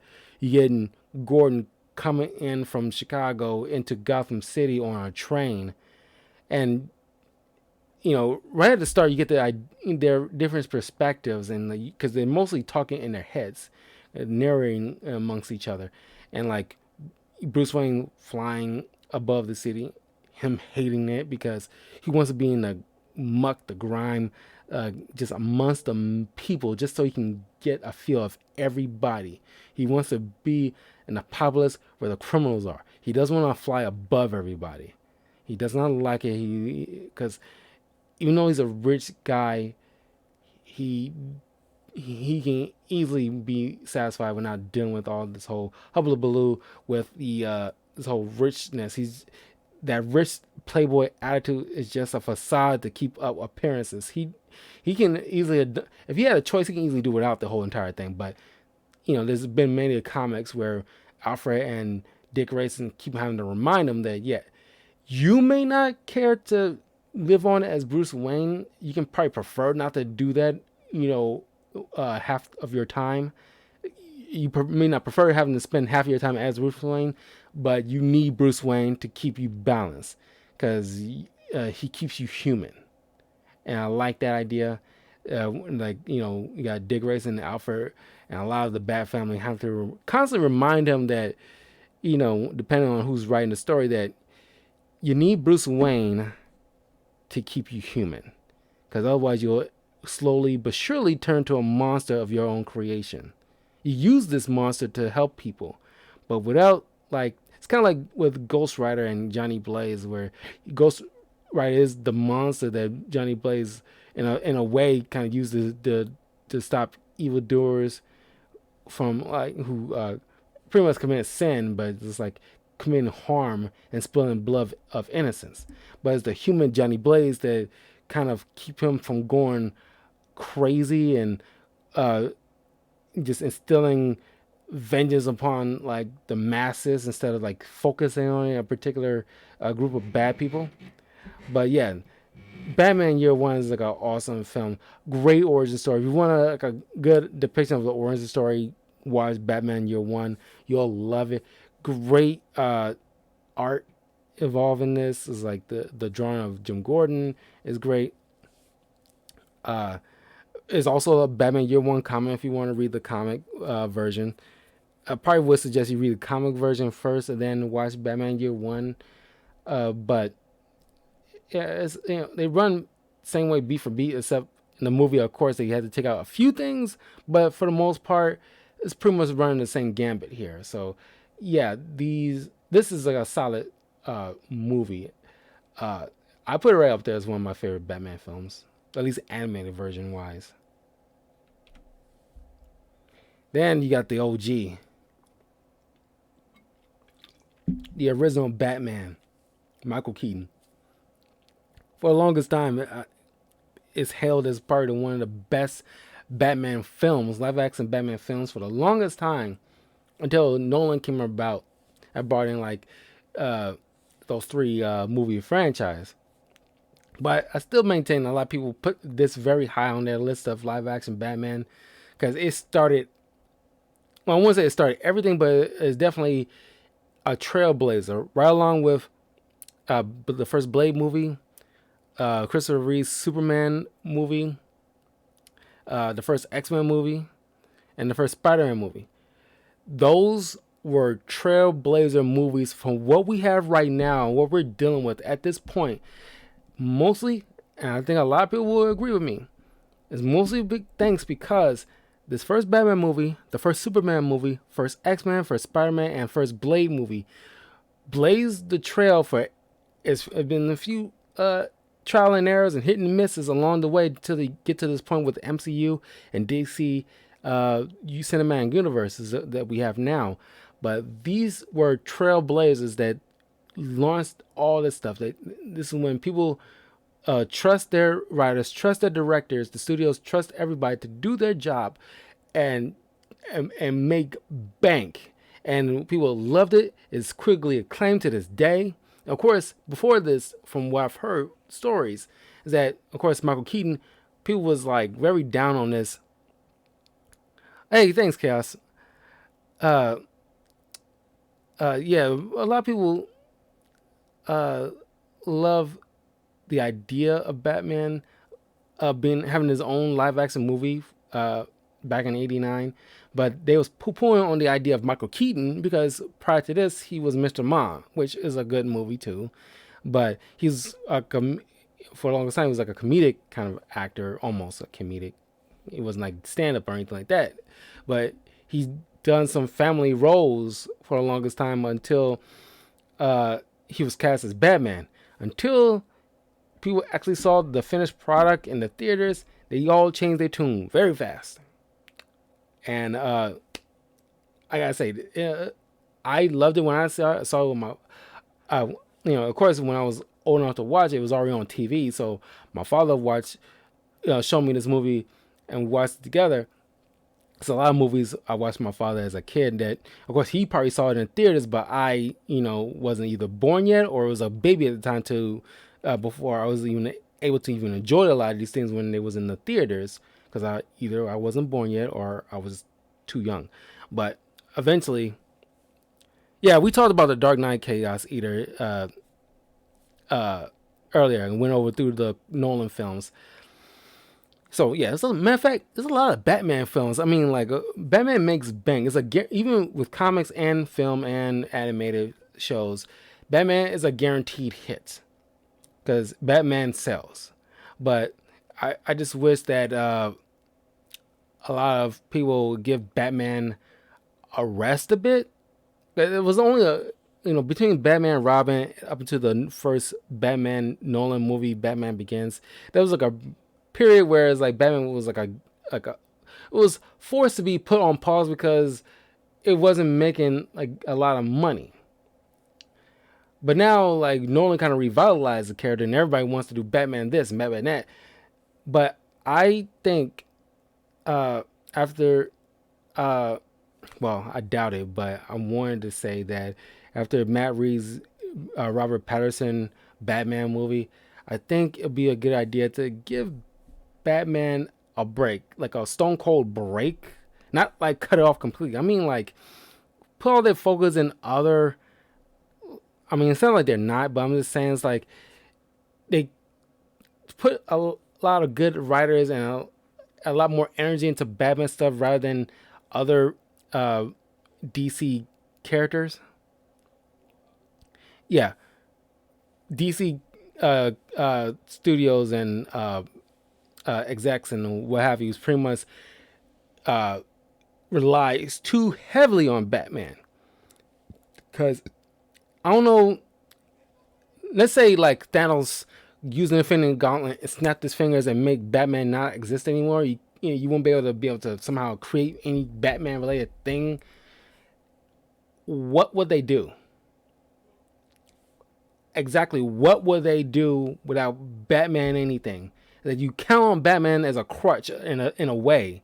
It's like using Batman's training wheels or a crutch is like, oh yeah, it's guaranteed money for you. And it's like if you pull that focus with your great writers that you're using, put it into other heroes. Like they're supposed to be making like I just found out this that they're making like a live action Blue Beetle movie with Jaime Reyes, which I'm excited for. I'm glad that Jaime Reyes is getting like some shine because he started to get a little bit of shine during Batman Brave and the Bold TV show, which is another great Batman TV show.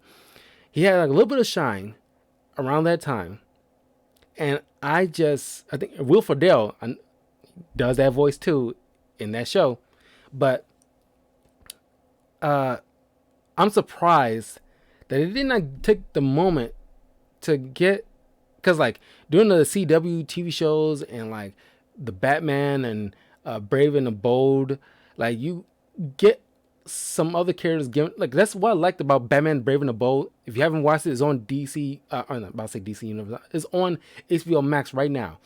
Batman Brave and the Bold is like a great show that finally highlights other lesser known heroes that definitely deserve a spotlight. Jaime Reyes, you got Firestorm, which the CW did like a lot with Firestorm, and there's other characters like The Question, which the Justice League animated series did a lot with him, and it's like Black Canary. It's like you get all these awesome characters that the TV show fleshed out for you, and it's like, okay, like you gotta strike while the iron's hot. Don't fall back on Batman because he can't be everywhere. That's the thing. That's personally my opinion, but it's just, like you focus too much on Batman, and at this point it's a crutch. Anyway, the first Batman film is still solid, still holds up to this day, which is phenomenal. Tim Burton is easily one of my favorite directors. I think Shane Black is a good close second as far as like favorite directors. But yeah, this one's like really sparked a lot of what we have in terms of superhero films, and it's still quotable too. Like, where does he get those wonderful toys? But yeah, it's a solid film, still holds up. Jack Nicholson's Joker was for the longest time my favorite live action Jokers. Now he's like second, right behind Heath Ledger in terms of like favorite Joker live action version. But of course, you got Mark Hamill doing a voice of Joker, which easily beats out everybody. So you can't win when it comes to Mark Hamill. But eventually, you'll probably have to, because Mark Hamill is getting older, and eventually you're gonna have to find somebody who can easily do. I mean, the Harley Quinn TV show has like, I'm not familiar with the voice or at least actor, because he's been in stuff like Firefly. Apparently, like, I haven't watched Firefly, but I recognize the face because he's also in the what's the other? It was on that famous uh the critically acclaimed TV show that was on DC Universe that moved to HBO Max. Doom Patrol. About to say is Doom something. Doom Patrol. He was in the first season of Doom Patrol. The voice of the Joker in the Harley Quinn TV show was also the main villain, Mr. Nobody, in the Doom Patrol.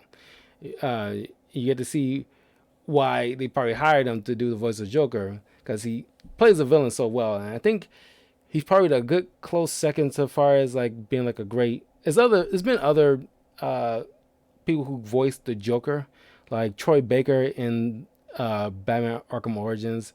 Then in the Batman TV show, he was voiced by Kevin Michael Richardson.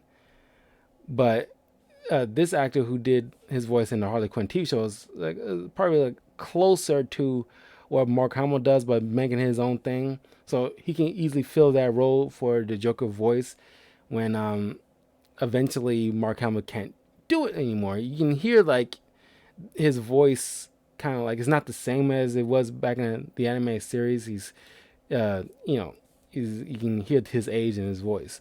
But yeah, the first Batman movie is awesome. I love it to this day. Solid work. Constantine, City of Demons. Matt Ryan as Constantine. That was a great TV show. I forgot when that came out. The Constantine TV show. Like I say, it was not too long ago. Maybe like 2017. I like to say 2017. Into going into 2018, but it was like it's on HBO Max, obviously, and a lot of these are on HBO Max. But Matt Ryan as Constantine was great casting. He looked the part, he sounded the part. And then every chance he gets, he always comes back as Constantine. He loves that role to death, man.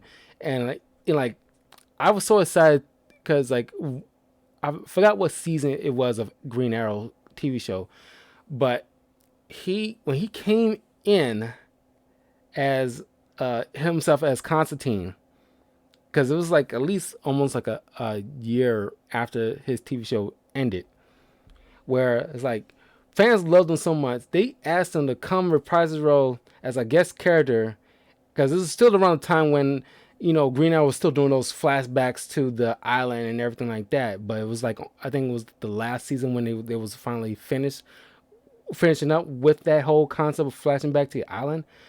And he met up with John Constantine because he was on the island for different reasons, for magical reasons and stuff like that. And I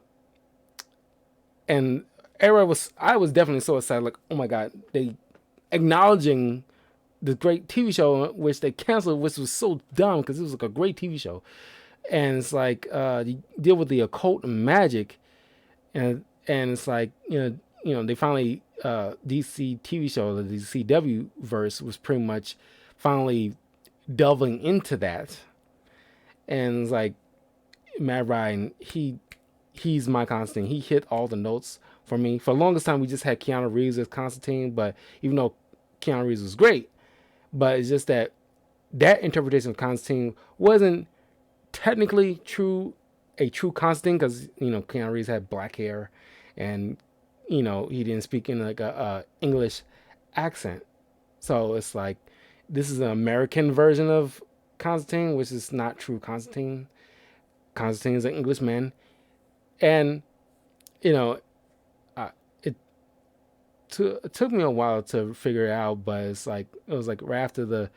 long after the Constantine TV show that I realized that Constantine is bisexual. I did not knew that, until like a year after the TV show ended. That it was in a comic that I was reading of Constantine at the time, that he had like a one night stand with this black bartender and stuff like that. It was, I gotta admit, it was jarring first. Like, of course, when he had a relationship with a girl before, and it's like, and then it was around that time until I realized that Constantine was bisexual. He's one of those handful of LGBT plus community superheroes, which I thought was pretty cool. I was like, okay, that's cool, and that because I think that was the only time when I actually wasn't bothered by it, because like it's in his inception that he's bisexual, because like the CW has like a nasty, I won't say a nasty problem, but it's just like it's an issue where it's like you trying to make everybody either by not everybody, but it's like you introduce a character and like, oh, he's also gay, and it's like,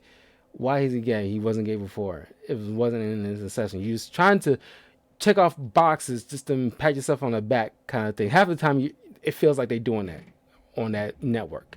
They kind of patting themselves on the back when it comes to like, trying to feel like, oh, we're being inclusive and everything like that, because that's CW's branding itself to be as for the longest time, and it's like you feel it's good, but half the time it feels like you're trying to like, show like we got a black gay woman. Look at us, we're progressive. Woohoo! I was like, yeah, it just doesn't feel natural. It feels fabricated on some level. Well, Constantine is like, it isn't fabricated. It does feel natural because like we all know him to be as bisexual, and that's just that's just my little slice of take on it. But anyway, Constantine's City of Demons. When it first came out, I bought it immediately so I can watch it on my Xbox. And it's like still on my list of films on my Xbox movie app. And City of Demons was like, it takes gore to its like, because it's pretty much like, Constantine is dark by its own definition. And you got City of Demons, he's dealing with like the occult. So of course there's gonna be a lot of fair bit of gore, which is to be expected. So my mind's always already prepared. It's unlike DC Justice League Darkseid War, where I was not mentally prepared to see a lot of gore and dismemberment, like putting superheroes through a meat grinder almost. This one, I should expect something like that. It isn't shocking, and it's something like I want to see come from it. I mean, it's not like, I like watching gore. I really don't care for it as much, but it's more easy pill to swallow when I expect it from certain characters. Like I expect it from Deadpool, I expect it from Constantine, I expect it from Blade. I don't expect to see something like that in Superman.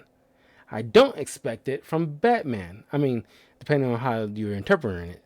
But City of Demons is like a great show. If you like the occult, you like magic and everything like that, definitely watch Constantine City of Demons. Be mentally prepared for certain, gory moments here and there, but it's an awesome movie. I definitely recommend it. It's a very cool show. Very cool movie. And Matt Ryan's amazing. I wish he plays Constantine until he's getting gray hairs.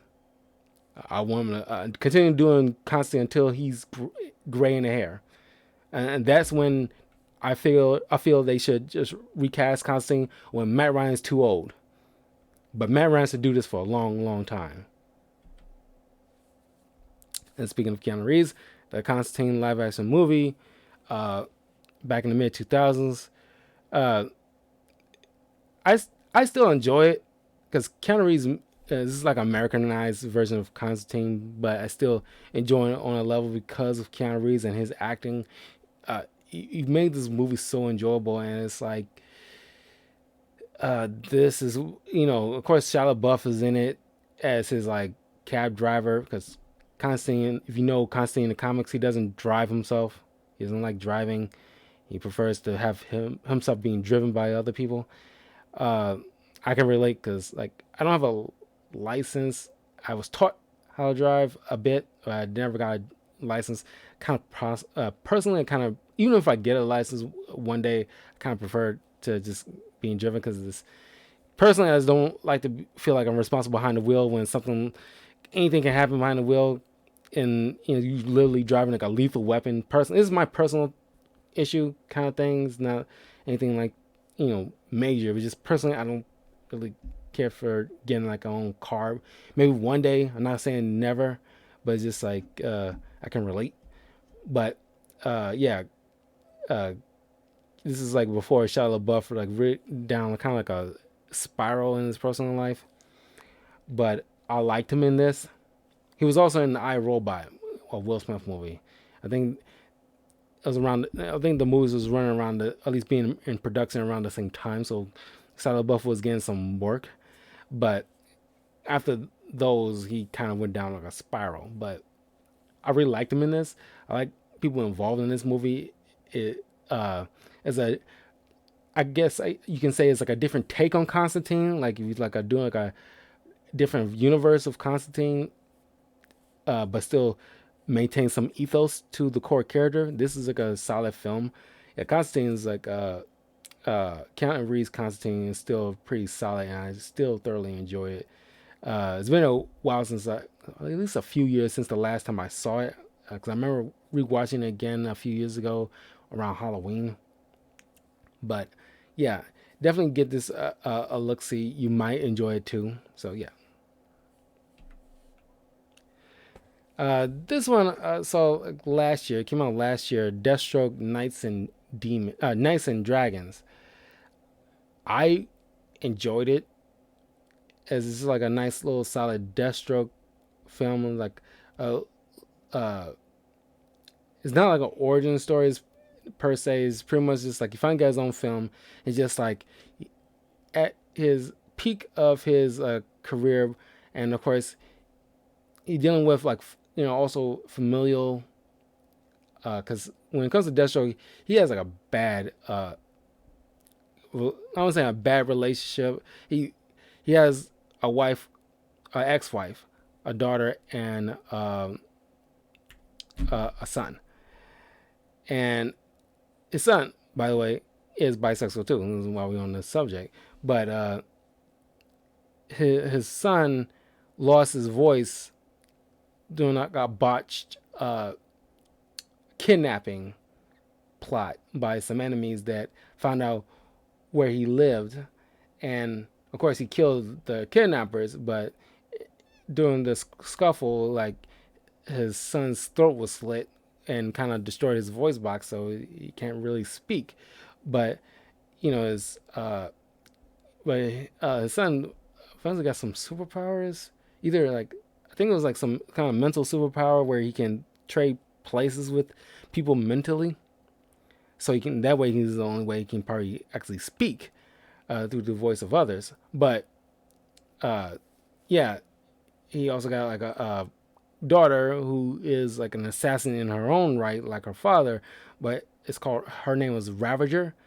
But they all had like each one of them have issues with Deathstroke because like their circumstances pretty much land them in situations where they really wouldn't have chosen to be if it wasn't for him. And it's kind of like just like probably like if they was on Jerry Springer, it'll be like probably the most watched one because his issue with his family is like it's a lot, and it's like you honestly don't want to even deal with that, even be involved with that kind of crap. But his ex-wife is like a piece of work too. But I mean, this film is pretty solid. If you watch this movie, you get the idea of what I'm driving at when it comes to like his familial issues.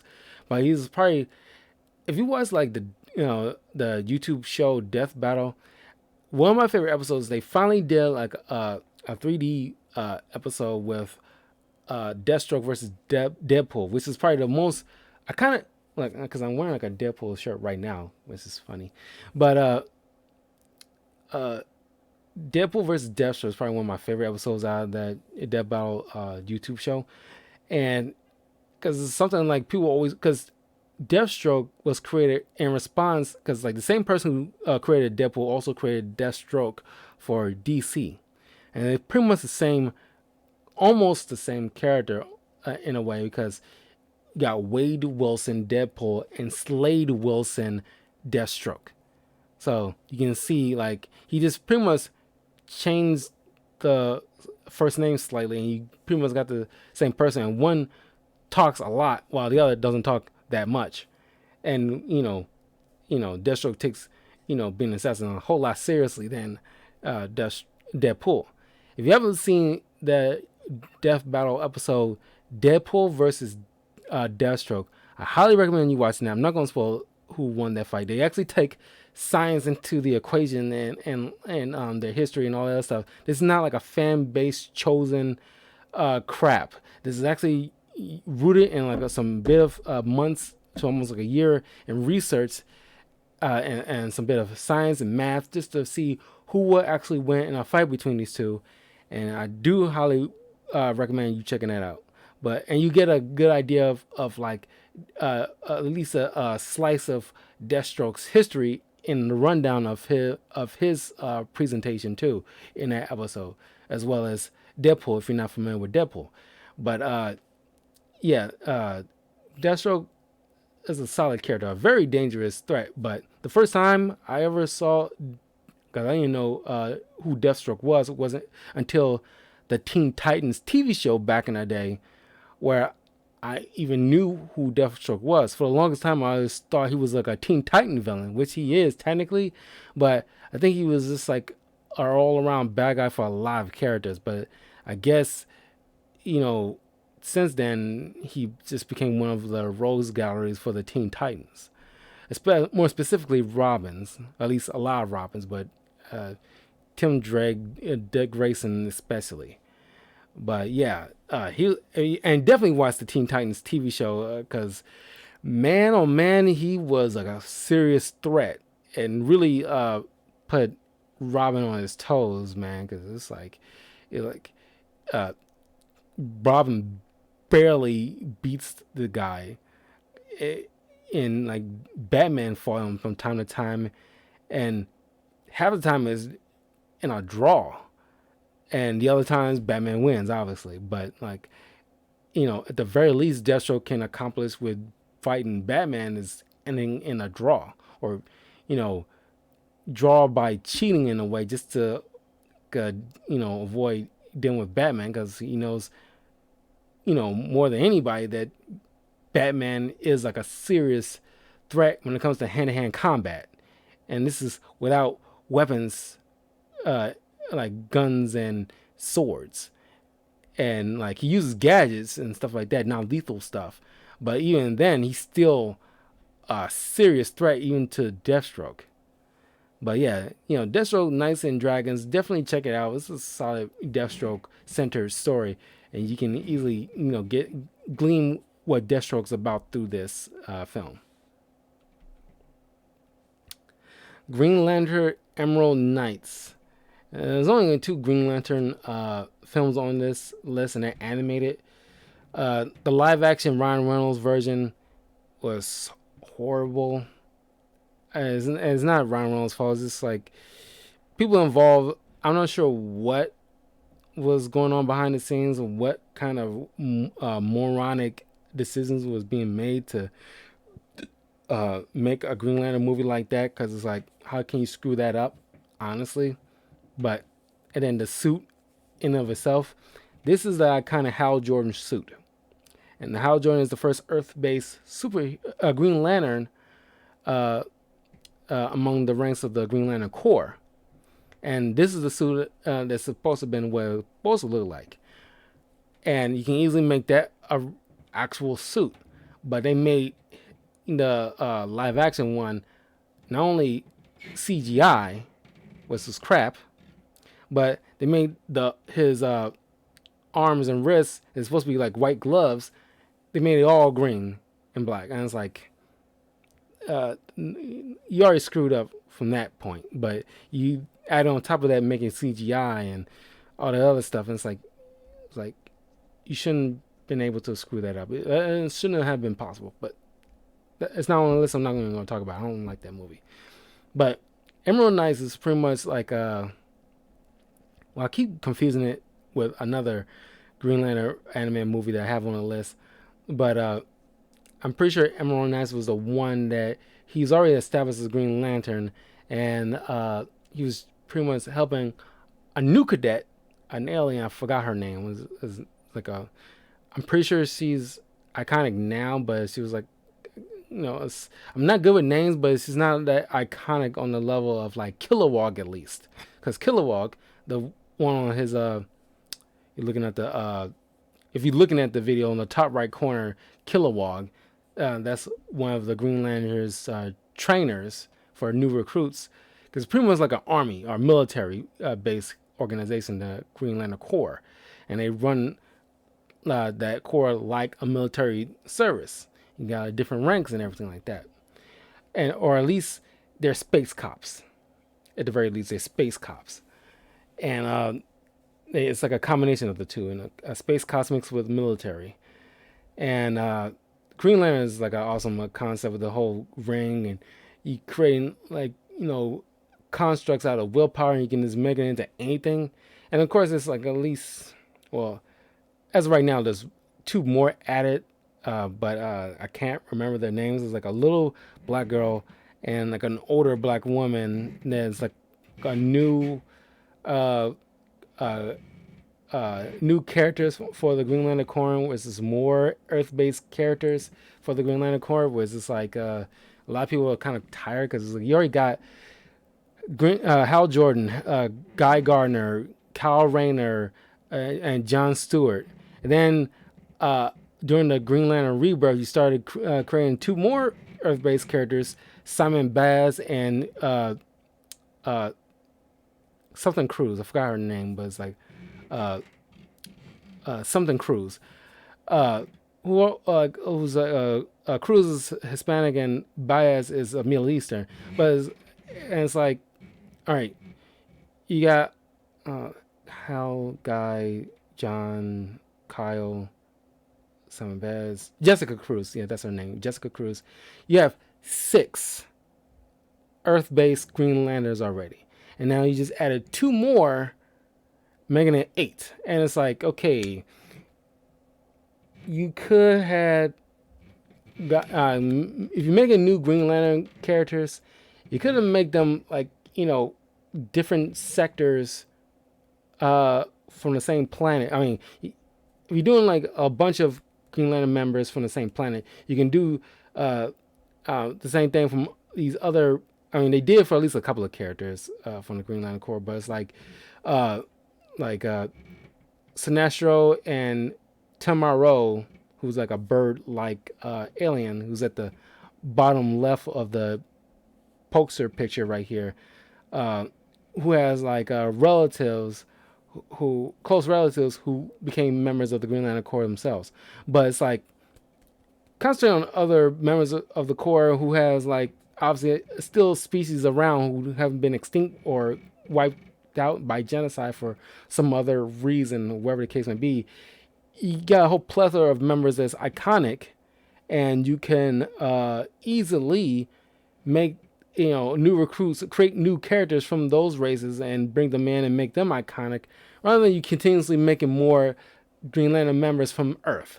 And it's like, okay, you gotta like choose a different planet, let it go. We got enough Earth-based Green Lanterns to last a lifetime. And it's like, and for the longest time, it was just been Hal, Guy, Kyle, and John Stewart, Kyle Rayner and John Stewart. And it's like, if at least 1 or 2 of them have to be brought back, because sometimes Hal, for the longest time, Hal had to, when he's on Earth, he's, Green Lantern of Earth, helping the Justice League fight criminals and whatnot. But sometimes he's got to be called away on Green Lantern business because he's a Green Lantern member. It's just like when the military call you in for service, like when you're amongst the military, and there's like a situation that needs fighting. They call you in. You got to come uh, and help out. So, like, of course, for a long time, Earth had to be without its Green Lantern hero. So that's when they usually bring in like Guy Gardner, who's the second Green Lantern. Then John Stewart was the third. Then Kyle Rayner was the fourth. And like whenever one or two of them are helping out the Green Lantern Corps out in space, you still have Green Lanterns in reserve on Earth helping out in the meantime with criminals and helping out the Justice League and this and that and the other. But it's like you got like a lot of Green Lantern members from Earth, and it's like you probably have to sleep bro. Anyway, Green Lantern and Emerald Knights is a fantastic Green Lantern film. That and Green Lantern First Flight, which is probably next on the list. First Flight is probably the one with I keep getting confused because I'm trying to remember. It's been a long while since I watched these. No, I think it was First Flight that I watched early last year. I watched again early last year. I'm pretty sure that was the technically his not origin story, but his first adventure as a Green Lantern amongst the Corps.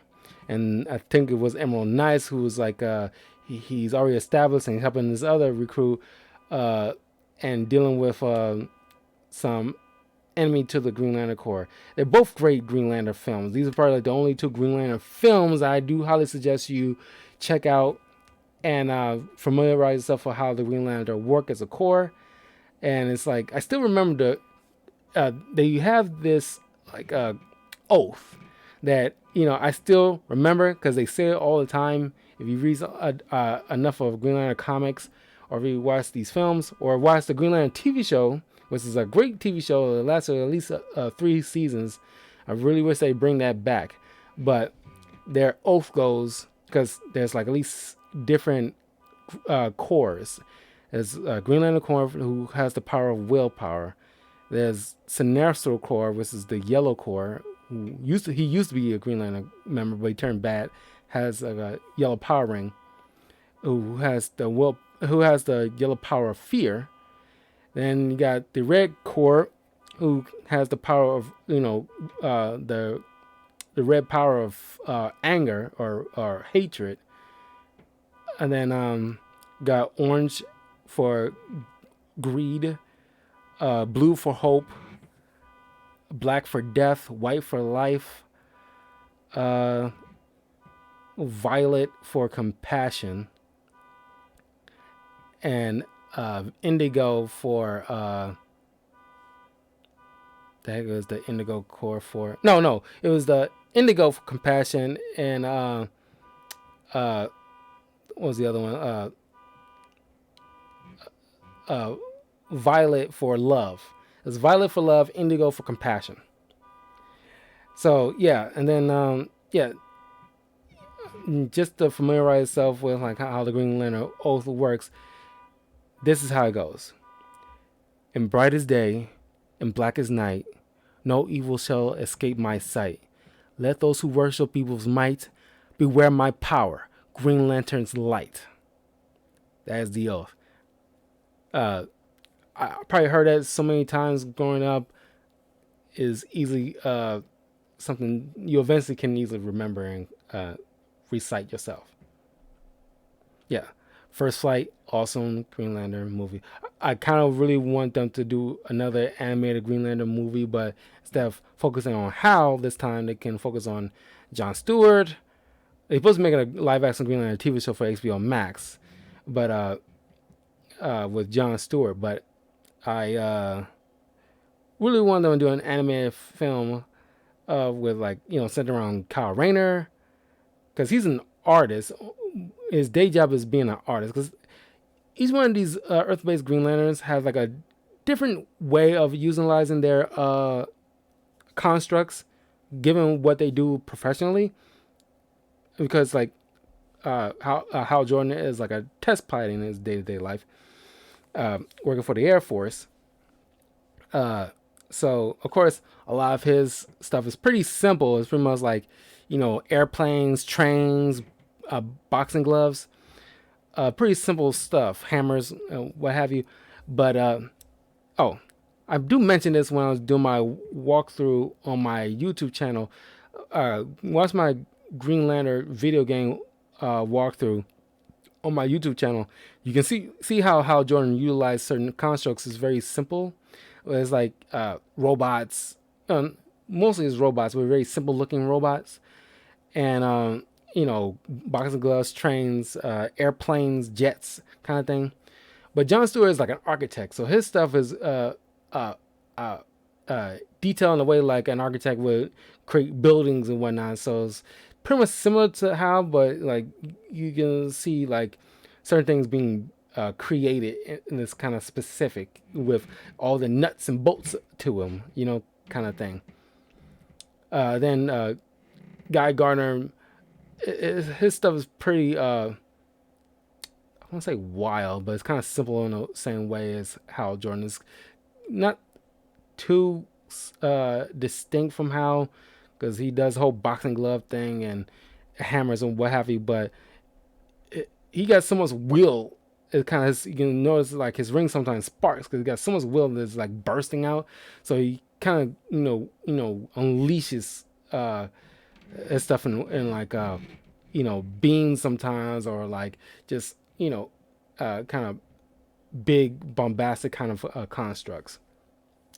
And then Kyle Rayner, since his day job is pretty much like an artist, his stuff is very unique because it's so detailed. As an like imagine if Jim Lee, the artist who does a lot for art for DC and comics, imagine he had a Green Lantern ring. His stuff would be so intricate, so creative that like I mean, if you read any Green Lantern Kyle Rayner's comics, a lot of his stuff is like very, very stuff. When he makes robots, it's not simple robots like how when it's kind of like 50. How Jordan made like robots that look like something from like the 1950s kind of thing, where they depicted robots to be back in the day. But Kyle Rayner, when he makes like a robot, it looks like a freaking transformer almost. That's how detailed he can make his constructs to be, like very cool looking. So yeah, I'm pretty sure Simon and Jessica Cruz, they got their little distinct way of creating constructs too. But I read their comics, a fair bit. It's not that much distinction from them from what any other Green Lantern member would do. But I just thought those first four was very interesting in how wildly different how they wield their constructs from each other. So yeah, Green Lantern First Flight, Green Lantern Emerald Knights are great Green Lantern movies. If you want to see how, if you want to know about Green Lantern Corps, or at least Hal Jordan specifically, check these out. Okay, The Birds of Prey. I enjoyed this movie, but it's only mostly because of Margot Robbie as Harley Quinn. And they said Birds of Prey and the Fantabulous Emancipation of Harley Quinn. That's a long ass name for our title for a movie. Probably the longest I ever even that I can recall as far as like a title of a movie. And they should just call it a Harley Quinn movie because it's pretty much just about Harley Quinn. These Birds of Prey members are just side notes. And Harley, I mean, I wouldn't say that Harley did anything with them, but it's like, not much of a note, because you got these incredible actresses, and it's not about them mostly. A Birds of Prey movie, it should be about sharing the spotlight with all these Birds of Prey members, and it's like they seem like they're more facilitating whatever Harley Quinn is doing, or at least they're connected in what the core story about, which is Harley Quinn. And another thing, they got this little girl, supposed to be Cassandra Cain, and boy, oh boy, how me and a lot of people who are fans of like Batman and Harley Quinn and stuff like that, Cassandra Cain is supposed to be one of the Bat family members called Orphan, and it's supposed to be like a skilled fighter and everything like that. And it's like you made her so pointless in this movie, and you just like a rando pickpocket that could have been named anybody else. You could have named her just like a run of the mill name uh like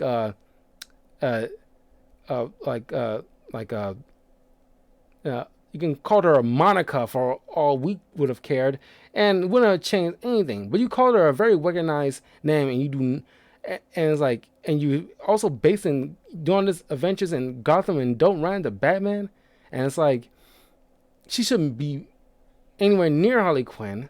She should be somewhere close in proximity to Bruce Wayne in some fashion, and being recruited or trained to be another member of the Bat family. And it's like you made her like a street urchin, and you do nothing with her. You named her an iconic character, and it does nothing in the overall. I mean, I wouldn't say she does nothing in the overall story, but it's like a pointless, uh, uh, well, a name being put onto a person that serves nothing but, just like a pickpocket that took something that belongs to a bad guy that Harley Quinn has to get back. And it's like, wow, you wasted a character. Like, what a perfect example of a waste of a character. But, like I said, this is a Harley Quinn movie. And that's what pretty much people liked about it, for the most part, because Margot Robbie's role in this stood out other than Ewan McGregor's Black Mask character. Because he was definitely just as much of a standout as Margot Robbie, with when the scene when he's just like terrorizing this woman, because Black Mask is like a sadistic character. He's very very sadistic, and it's like the scene when he's like because he has Victor Zsasz, who's like a serial killer in the comics, but he has in this movie he has him as like a his like not henchman, but it's like right hand man kind of thing, egging on his sadistic nature. But I like McGregor's take on Black Mask. It's fun to watch him, but it really was tough to watch him. Just you quickly see him snap in his lounge club, and watching these people across the table just laughing. It wasn't even about him, but his warped brain thinking they was laughing at him, and it's like, what are you laughing about? And then the music stops dead, and it's like, then he forces her to dance and take off her clothes in front of everybody and just dance, and it's like, man, it was very uncomfortable and tough to watch. And it's like, seriously, none of y'all gonna stand up and say nothing? Like, wow.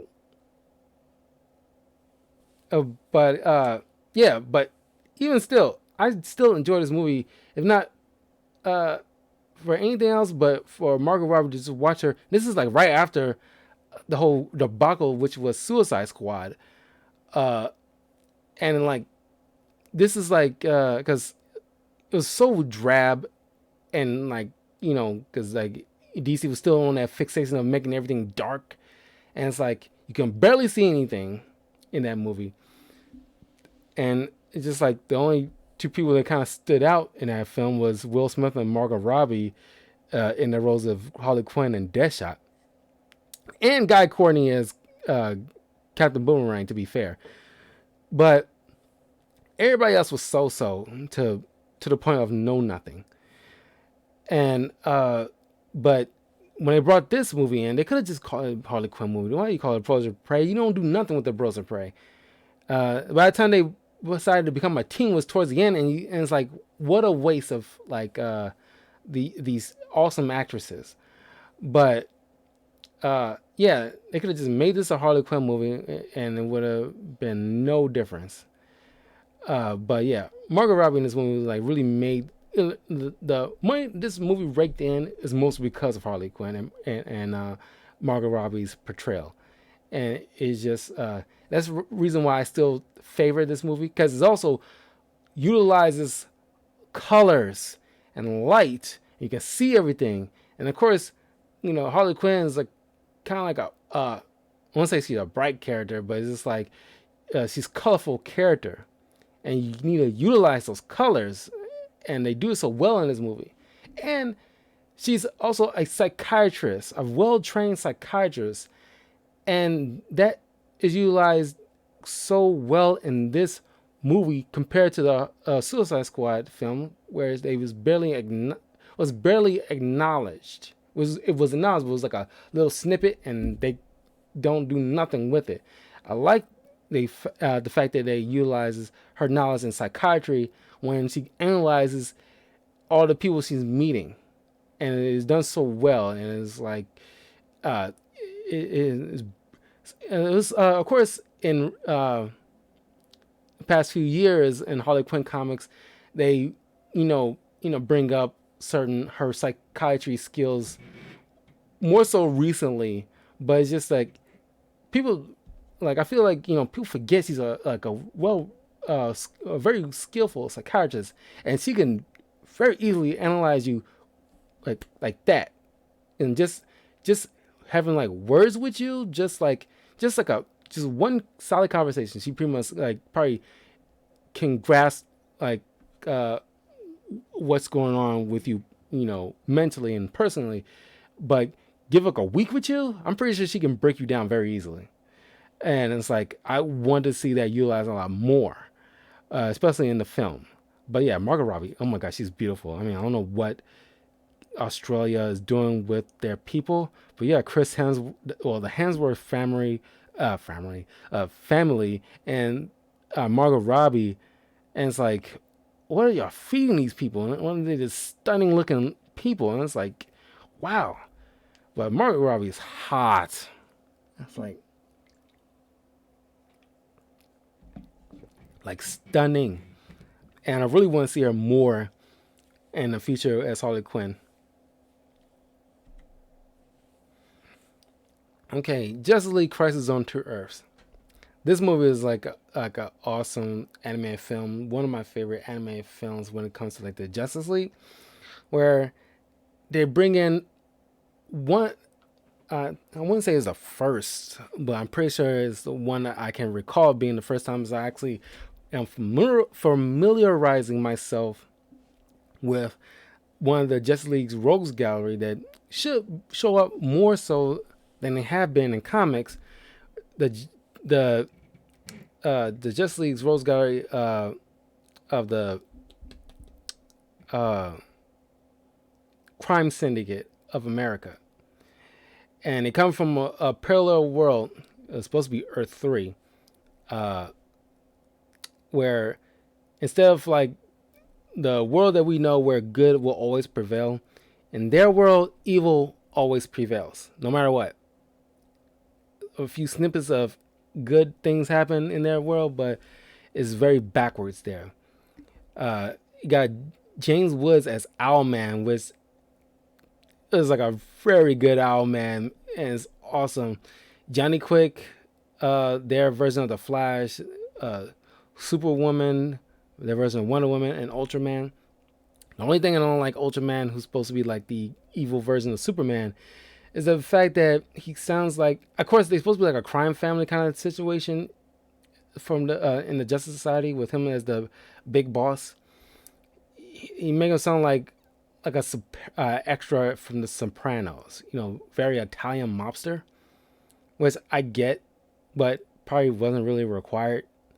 But yeah, if you read, I'm pretty sure there's like a comic that's called The Crisis on Two Earths, because it's Crisis on Infinite Earths, but there's like a comic where the Justice Society, not in like the old school Silver Age, this is like still around in like late 90s into the early 2000s, there was like at least two comics, but this one in particular that is called shoot, I'm blanking on the doggone comic name. It was one of my favorite Justice League comics, where the crime syndicate comes over into the which is like it's kind of like the verse of this, but it's like in the comics, the crime syndicate comes over to the main DC Earth One universe and try to, take over. Essentially, they're conquerors. Uh, yeah, they conquerors, but some of the Justice League members go over to their Earths because it's a comic where it's like there was some kind of it was Alexander Luthor who was like the good Lex Luthor of their world, trying to which is pretty much where this movie stems from. What's this?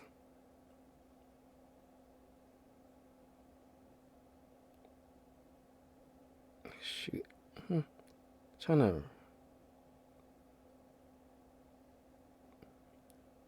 to remember that. What the comic's name?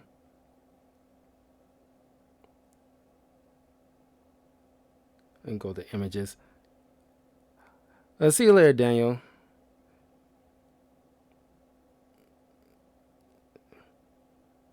Forever Evil. There's Forever Evil Justice League where like you see like the crime syndicate pronounced not pronounced but like shown more like being like the main. It's like a event. It's like a huge event, but like was like at least several issues where the crime syndicate trying to outrun like a evil forces destroying their world, so they would take over this world, so that way they can have a new homestead, but them as rulers. And it's like, of course, they block the sun because like Ultraman, being the opposite of Superman, doesn't rely on power from the sun. He weakens from yellow sunlight. So he blocks the sun so he can maintain his power, and he snorts not cocaine, but he snorts kryptonite. Like he grinds up kryptonite and like a powder and snorts it like cocaine, and he gets power from kryptonite, and he maintains that. And it's like they're complete opposites of these guys, and they're so ruthless. As good as the Justice League are, that's how much evil they is. And it's like they try to recruit the Justice League's Rose Gallery, the other Rose Gallery, like not Lex Luthor. This is probably one of the few Lex Luthor centered kind of stories, also because he plays a prominent role in this. But yeah, he tried to recruit like the Flash's Rose Gallery and like other Batman Rose Gallery aside from Joker, because Joker's not in this at all. But it's like one of the all this whole crowd full of super villains. One know nothing kind of villain, at least a henchman maybe, I don't know, saying like, "Yo, this is just Justice League in disguise. They ain't fooling anybody." And then Ultraman just pretty much lasers him to death in front of everybody. It's like, oh, this is not the Justice League. And it's like a great comic. Definitely check out Justice League Forever Evil. And there's another comic book run where at least a few, but the two that I like so much, I'm trying to like get the figure out where the other comic is. Like dang it, it's never one that you want.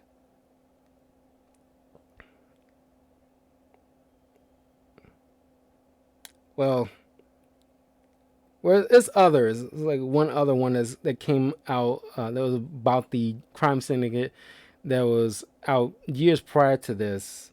Not during the Civil Age, not that. It's still in the 2000s era, early 2000s era. For the life of me, I'm trying to remember.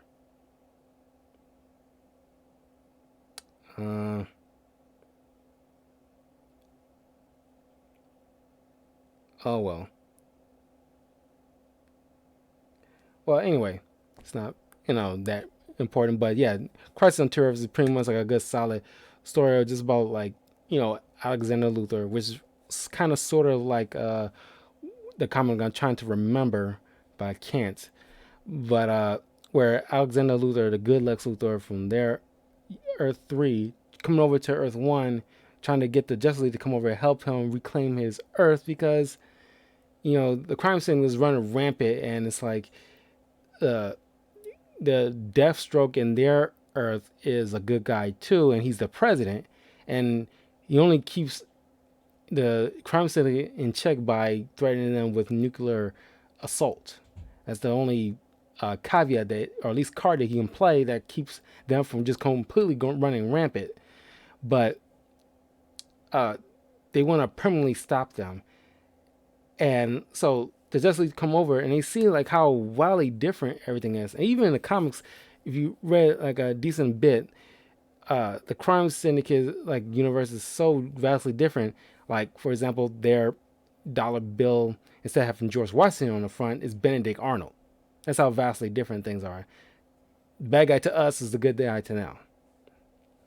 And I wish there's more comics like that that's flesh out that universe more so, because I'm very curious how else is different. Because like I remember one other thing where it's like in the comic I remember, I swear it's in that comic I can't remember the title of, where it's like America, instead of like uh the the new world being America, the new world to them was England. So it's very flip flop. And it's like God to them is like their devil, and the devil to us is their God. That's how vastly different their universes is. But yeah, it was always piqued my curiosity about the whole DC when it comes to their different universes. But this one in particular was very interesting to me, as far as like how their world works. But yeah, definitely check out Justice League Crisis on Different Earths. Sorry, Crisis on Two Earths, just to check out uh, this awesome film. One of my favorite Justice League films, and so far as like just to see these two interact and you know go over to their world and just trying to help, and just especially seeing Batman and Owlman fight. And he's pretty much like, of course, Owlman's so lethal compared to Batman, because it's like, Batman won't cross that line where Owlman would very easily. Oh, and Batman Brave and the Bold touched on this too. There was like a whole at least like a 2 to 3 episode arc with with dealing with like the crime, well at least a crime syndicate, not showing Ultraman or Superwoman, but it has like a fair bit of opposite other members of the Justice League that's prominent in that episode. So yeah, I'm telling you, I'm definitely highly recommend you guys watch Batman Brave and the Bold and the Batman, and of course also Beware the Batman. Check those TV shows out on HBO Max. Those are great Batman shows, and you'll easily get a full understanding, at least some understanding of a lot of characters that probably don't show that much in film version. But yeah, definitely check out Crisis on Two Earths. Solid film. Okay, we got Justice League Dark.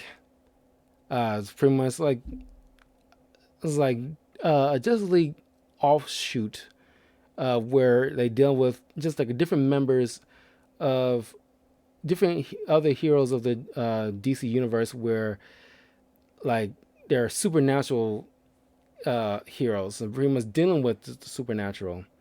So yeah, there's comic book runs of Justice League Dark where you got Constantine, Zatanna, Deadman, and Swamp Thing, who are like usually the core members. But yeah, in this movie you got Atrakan and Deadman, but they deal with like very supernatural threats that the main core DC Justice League don't rarely deal with.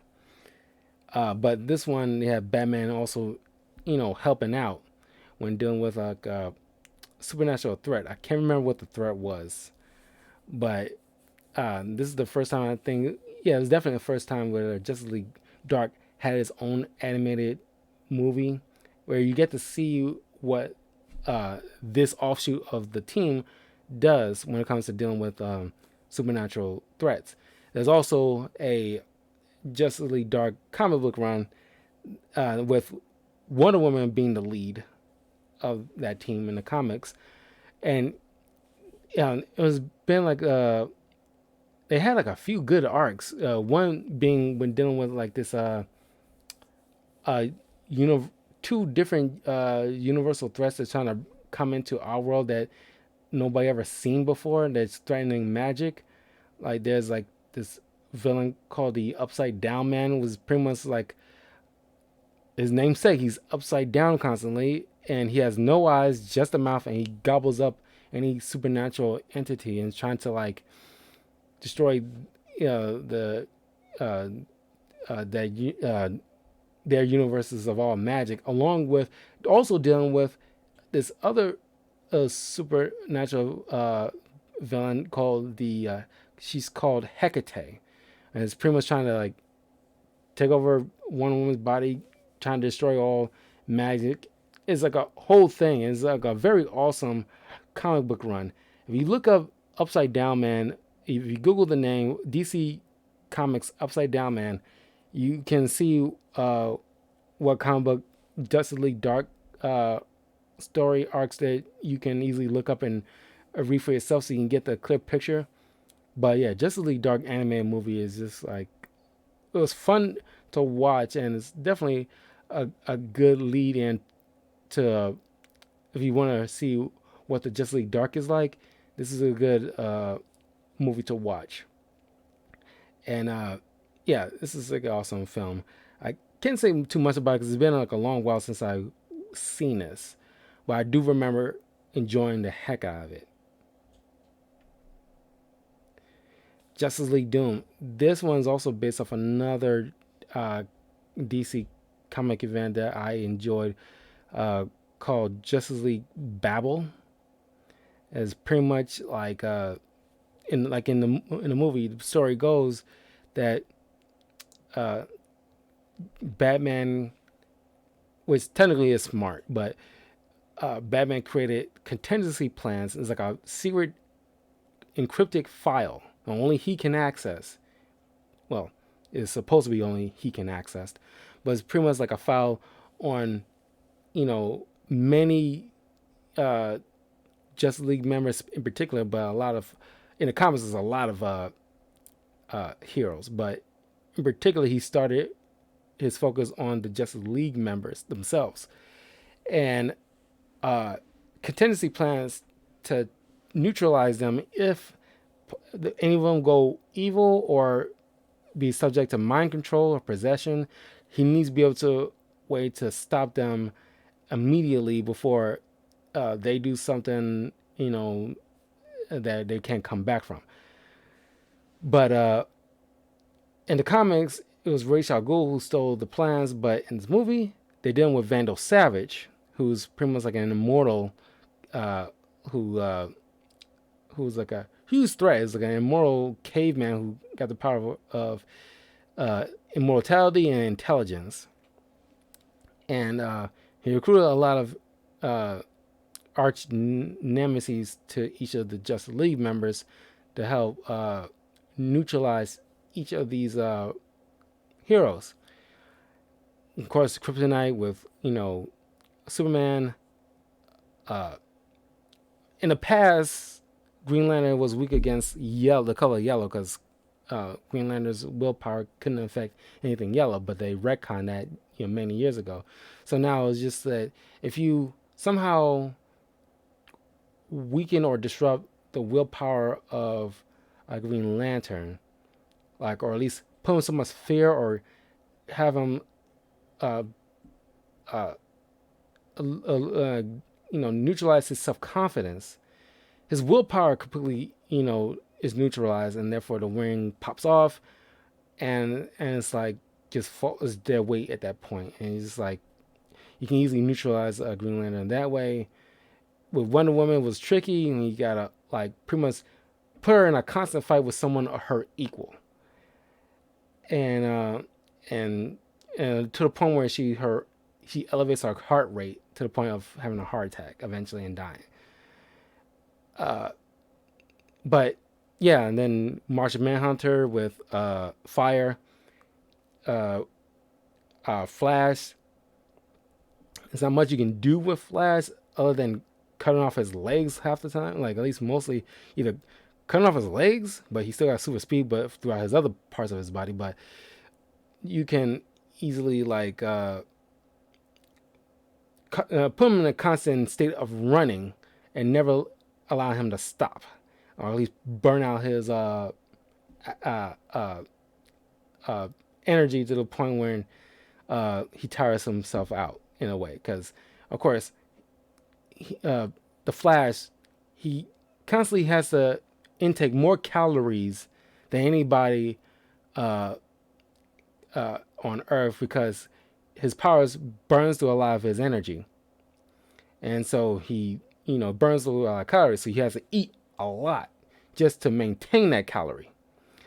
And so if you put him in a constant state of running without stopping, then he burns through a lot of his stuff to completely neutralize, or you can cause him to just die of exhaustion. But yeah, of course, this put like a Batman at odds with his teammates at the end. Of course, this is a great line at the end of the film. I don't want to ruin that between Batman and Superman. Check this out. Justice League Doom is a great film. I love this film. Just like a, and then this is around the time when they added in Cyborg to the member of the Justice League, and when for the longest time he was like a Teen Titan member. I personally always consider him just like a Teen Titan member. I mean, of course, Teen Titans, their goal is eventually, getting us experience, to be eventually, because like in Young Justice, they did this a couple of times where they eventually, in a way, graduate or at least rise, done so much prominent work as a hero in these little minor leagues in a way until the point where they, become an official member of the Justice League because, for some outstanding work, at least done so selfless of a job when it comes to hero work that they will be acknowledged eventually by the Justice League and become a member. I guess Cyborg has done that, but I figured that they did this at the time when it's like, okay, it was too much like a bunch of white people on the team, so it's like, I mean, not that they did that amongst the Justice League, they didn't think that way, but it's just like writers, considering like, okay, we need some black people on the team, and Martian Manhunter technically doesn't count because he's green, he's a Martian, not necessarily white or black. So they add in Cyborg, and it's like, cool. He's like the most iconic, well-known black superhero, mostly because of the Teen Titans.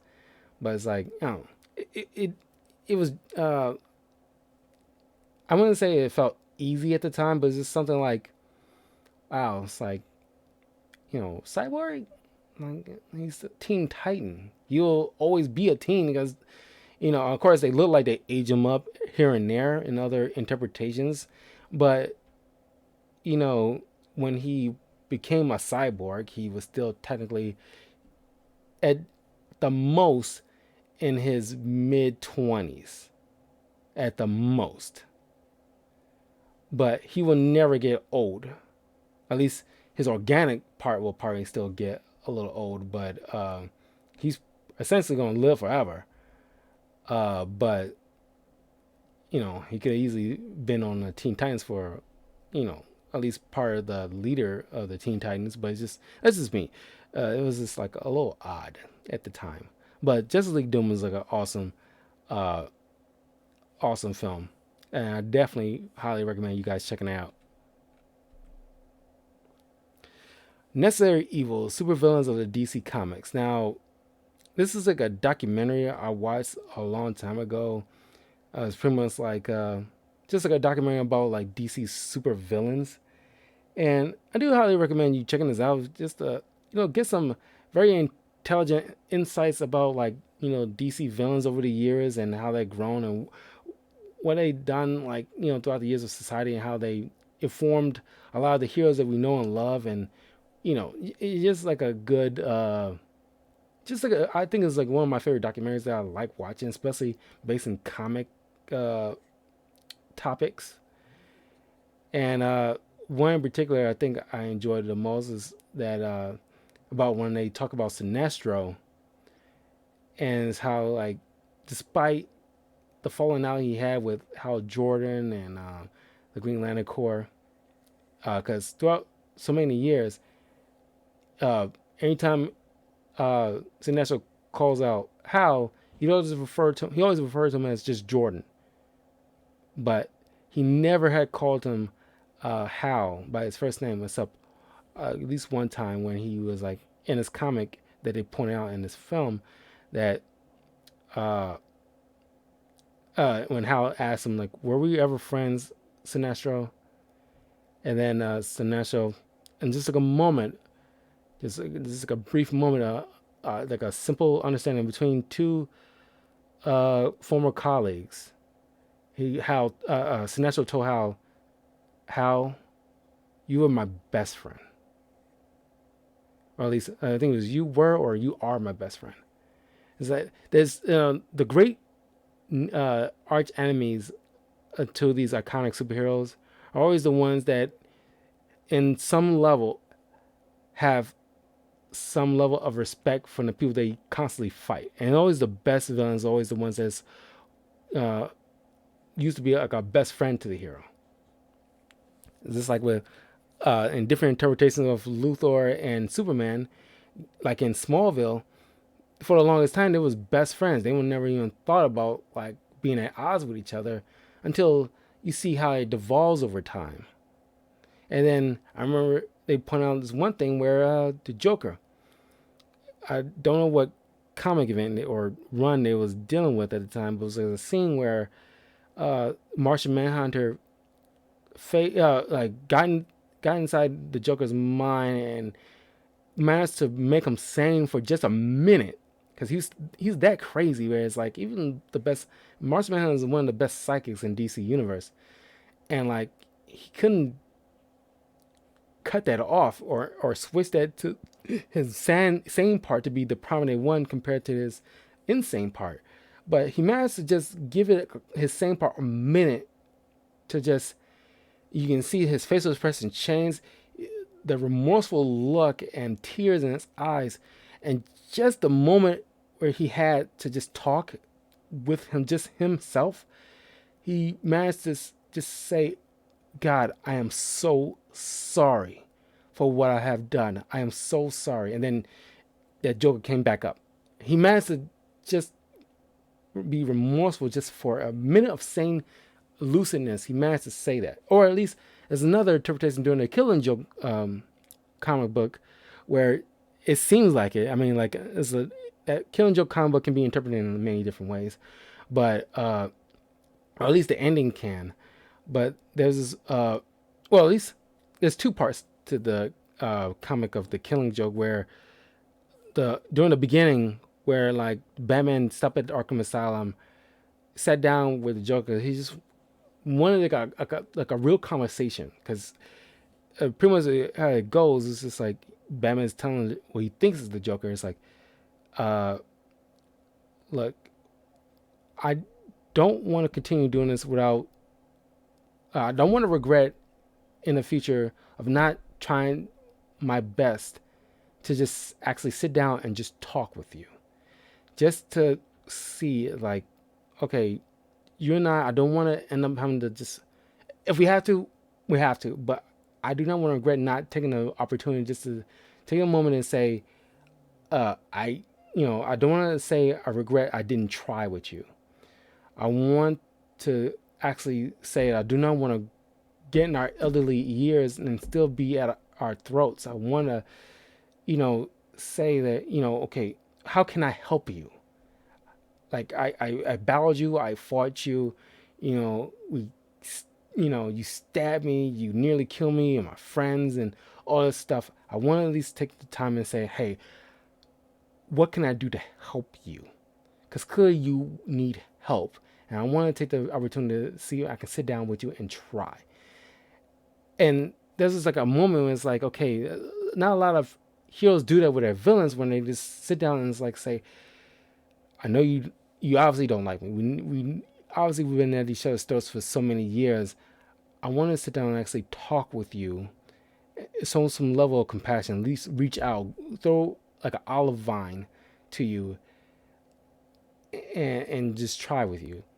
And I really like that scene because it's like, even if it wasn't the Joker, I really like that scene because I really like to see more of that in different heroes and their arch nemesis, and just to say like, okay, I want to try with you, and it's like not many that done that, but it's the ending where it's like the moment where like, it feels like Joker probably had the most lucid time he had on his own. At least it seems like it, because like I said, it can be interpreted in many ways. But to me, it seems like this is probably the one moment where the Joker is actually lucid enough to, when he's speaking of Batman, when it's like when you finally having that talk with him, it's like,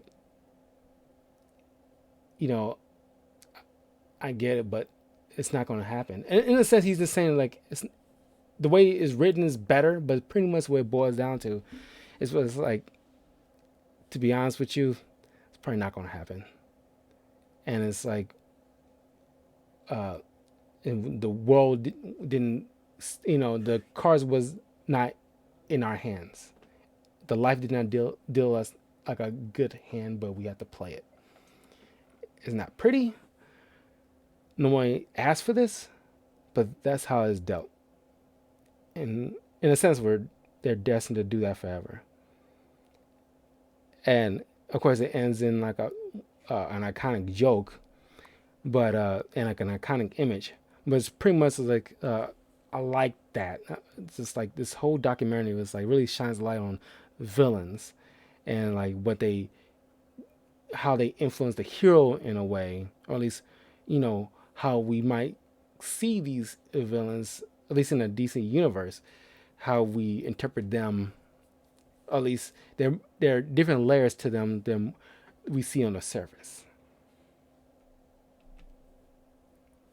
Shazam! Oh man, I was excited to see this movie in the theaters. This Zachary Levi as Shazam was great, man, and of course he bulked up for his role, but you can notice there is still some bit of padding just to make his his costume look a little more it's like very spot on in a way to how he's typically depicted in the comics or TV shows you might see him in. Where he's like, of course, the mighty is mortal. That's his other alias, the mighty is mortal. And man, this is just like it has. I think it's supposed to be set in Christmas because it has a little Christmas elements in there. But it was like a great story about like a kid and how he deals with like an orphan kid, how he deals with family and everything like that. And the villain was great. And that's the villain who was the live action Sinestro in the live action Green Lantern movie. But he played Dr. Savannah, who's like those kind of like old school comic villains, those mad scientist kind of villains. That's one of Shazam's villains. Shazam has very interesting rogues gallery. Dr. Savannah, Mr. Mime, a talking caterpillar. Then of course Black Adam, which I'm looking forward to watching when because The Rock for the longest time been pushing to be cast as Black Adam, especially since he played that role of like the Scorpion King. And I'm pretty sure they're gonna bring elements into the role of Black Adam because it's like a prequel in a way before Shazam thing started in his movie. But yeah, uh, it's Greek gods. That's pretty much Shazam, or at least Captain Marvel. Originally, that was his name, but eventually, pretty much around like the New 52 era, they decided to like, okay, Marvel already has a Captain Marvel. We don't want us to get confused. We don't want the masses confusing us with the two. So we're going to just call him Shazam, which is you, you calling him by the name of the he uses to change back and forth from Billy Batson to his superhero alias. So I mean, of course, I guess it kind of fixed that by you gotta not just say the name, you gotta put some oomph to it, just to really mean it. So that way, you saying it on like a regular basis by just in a common sentence wouldn't work. So I guess they fixed it. But anyway, it's coming off 3 hours in here. Get through these, but yeah, this is like a solid film. Everybody involved. I love everybody involved, but it's like a good family film too. Yeah.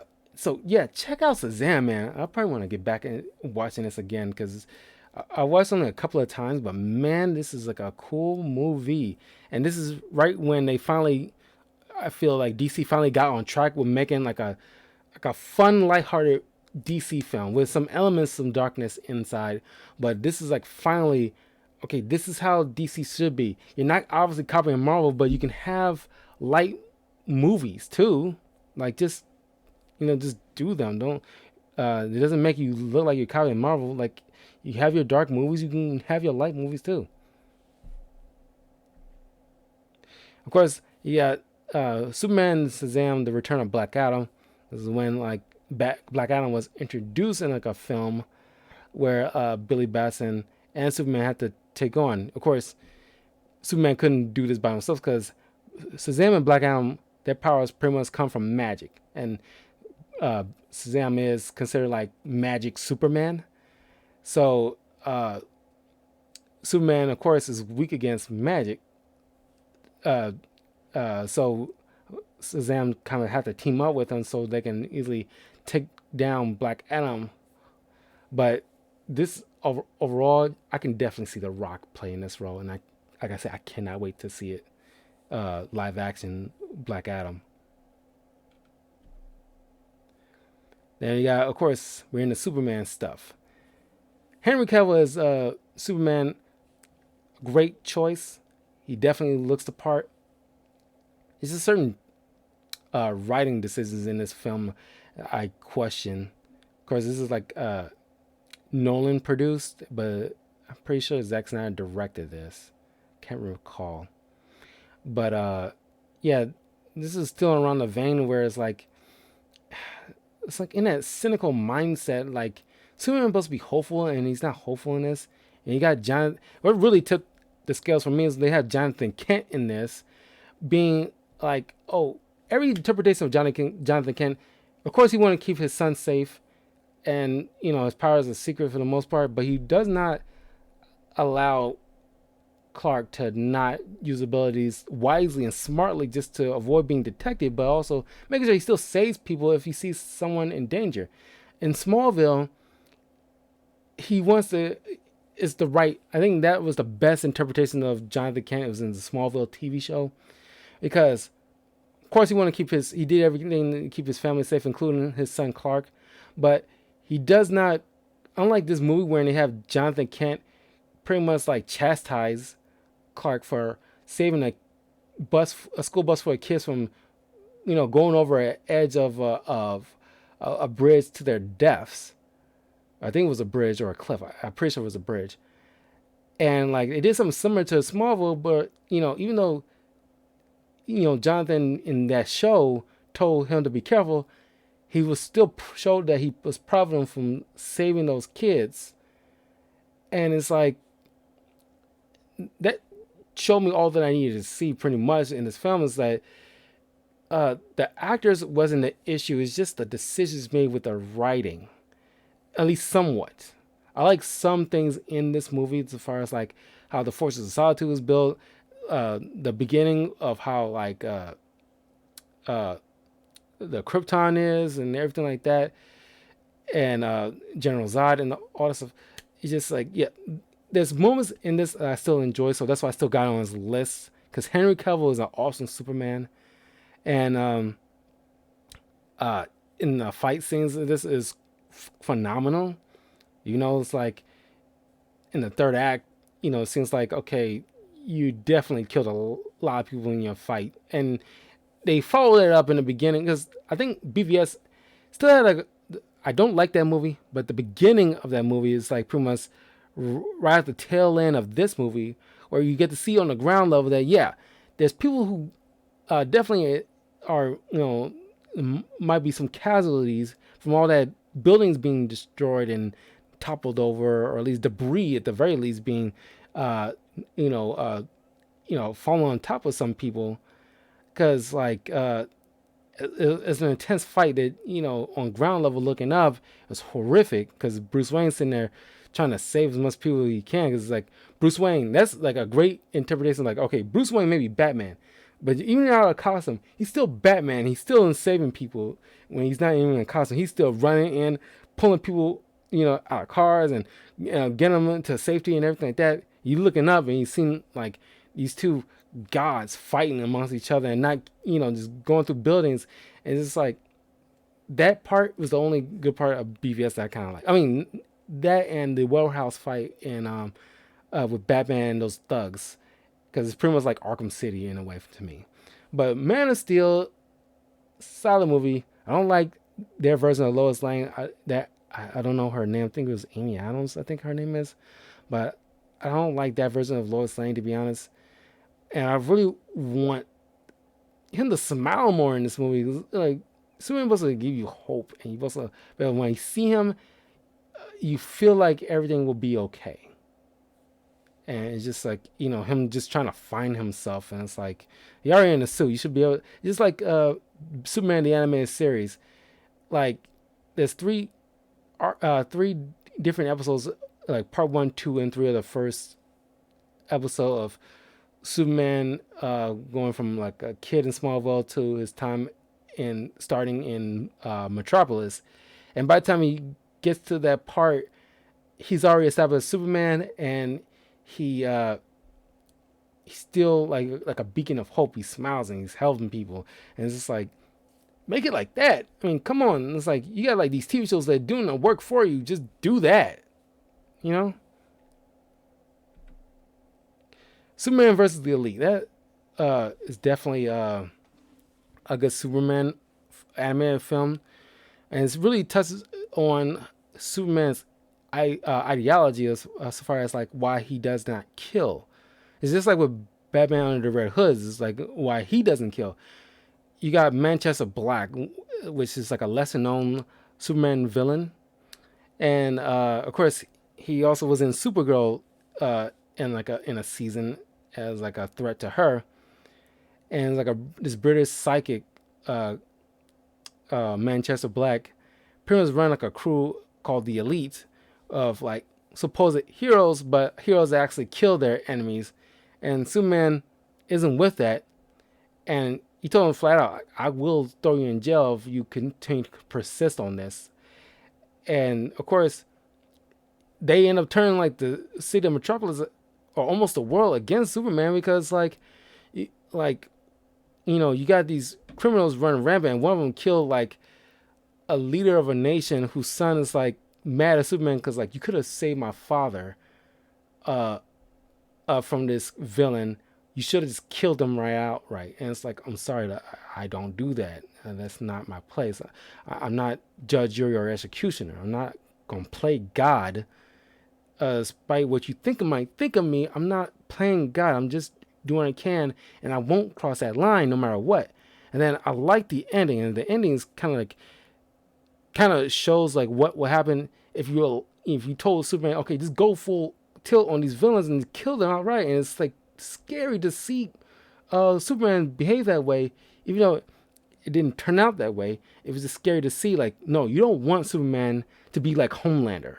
That's why I don't like The Boys that much. Great writing and everything like that. But it's like, that's why I don't like this whole thing that people been doing the past 2 years with doing these evil versions of Superman instead of making a good Superman film. Because it'd be so easy to make an evil Superman, like Brightburn or like The Boys. It's like, oh, it's so easy. That's too easy. And people like always complain like, it's hard to make a good Superman story. And it's like, Richard Donner didn't have a problem with it. There's plenty of comic books that done it very well. All you gotta do is try. I mean, like, it's not about his powers. It's about what he does with it. There's once comic, I think it was like part of like Superman 1000 issue, where Superman just do certain things that you don't normally see Superman do. Is just like going to like a cancer ward with kids and like hanging out with them. He took a group of them to like the Justice League Watchtower to play like scavenger hunt, and then he took them out onto the moon and like allowed them to take moon rocks and then write their names on them and put them back onto the ground of the moon. And he tells them, and because one of them asked him like, would something like would I, you think I'll be like live through this or at least be cancer or something like that. And Superman doesn't want to lie to him because Superman doesn't lie. He doesn't want to give them like disrupt their hope either. He just tells them flat out like, look, no matter what happens, you will always. That's why we brought you here to do this, because no matter what happens, you will live on. And it's like something like that. And it's like it was nice. It was like a nice moment that shows that Superman, no matter what, has he always has like the right thing to say, and he uses power like just like Batman has his rogue guys that mirrors his like personality or mentality. Superman deals with villains that challenges his faith in like society or mirrors his abilities in one way or the other. It's just like he's like Captain America. It's just like if you watch Captain America Winter Soldier, it's the same thing you can do with Superman, where because Superman and Captain America are like those like good, honest, optimistic heroes. Same thing with Spider-Man. It's like in a way, like you don't have them change their outlook on life, their optimism. You have them force like others who's being cynical to change their outlook on life, because the world grown cynical over time, and that's why we have characters like Captain America and Superman, just to remind everybody that you maintain your optimism, you don't stop trying, and you don't allow like the bad of what life might bring down on you to change that perspective and make you cynical and resentful, because that doesn't make the world better. And that's what I loved about this movie, and that's why it's on my list of my favorite Superman films in particular. Superman and the Man of Tomorrow. This is the movie that came out that's like started this new animated film franchise that DC is going to be doing moving forward after like DC Apocalypse War. Because it's like they pretty much rebooted everything after that movie, and this is like the movie that kind of started off. And I like this movie because it's pretty much like it kind of reminds me of Earth One Superman comic, which I do highly recommend too. It's like a great comic book run. Like it's kind of like the Marvel Ultimate Universe when they did with Miles Morales for a time before he was brought into the main continuity of 616. But DC Earth One is like a ultimate version, kind of in a way, to the DC main universe in a way. But yeah, this one kind of reminds me of that, and of course it's like Superman coming to Metropolis, trying to like establish himself, at least trying to figure out a way to establish himself as a hero, because it was halfway when he finally got his iconic suit, and then just finally just like being like a Superman and like it's like a good person. This is like a great jumping on point. If you haven't seen any of the previous DC anime films, you can definitely hop into this one, because moving forward they're going to put all the DC anime films into this kind of universe moving forward, based on like rebirth era going forward.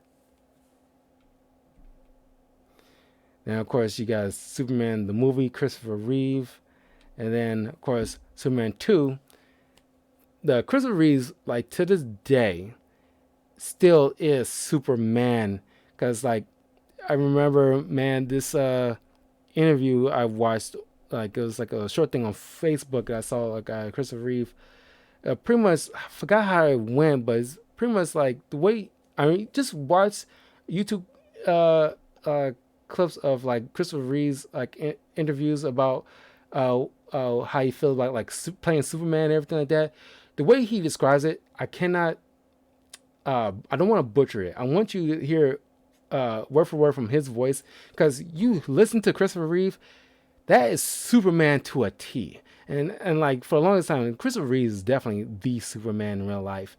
And it's like Brandon Ruth is easily a good like if they do another, Superman based in like the Christopher Reeves continuity, Brandon Ruth is a good that's why Superman Returns is like a like probably in the same like realm as Christopher Reeve, but since Christopher Reeve passed away, Brandon Ruth is like a good solid like a backup to that. And it's like when the CW Crisis on Infinite Earths, you know, they, and of course Superman Returns all have Brandon Ruth cast as like the continuation of the Christopher Reeve continuity. And like when you hear both of them talk, Christopher Reeve and Brandon Ruth like encapsulate Superman, classic Superman to a T. And like of course you got them going as General Zod and then Lex Luthor in the first one, and it's just so good. And like of course Superman is the first superhero ever created, but Superman 1 and 2 is like kicks off the superhero craze, and I think it's rightly so that Superman has to kick off the comic book craze as well as and the whole superhero ideals moving forward stems from Superman. And I think the Superman movie should fit that same mold as like, yeah, Christopher Reeve Superman movie should be the first one out the gate. A Superman movie should have been the first one out the gate, and that was like a good idea to be like the first successful one. And like moving forward is like we all should appreciate Christopher Reeve being like the first one to kick off what we have right now. I mean, he is Superman to me. And Henry Cavill, Tom Welling, and the guy on the CW that's doing Superman right now, I forget his name. Like he's doing very well as well.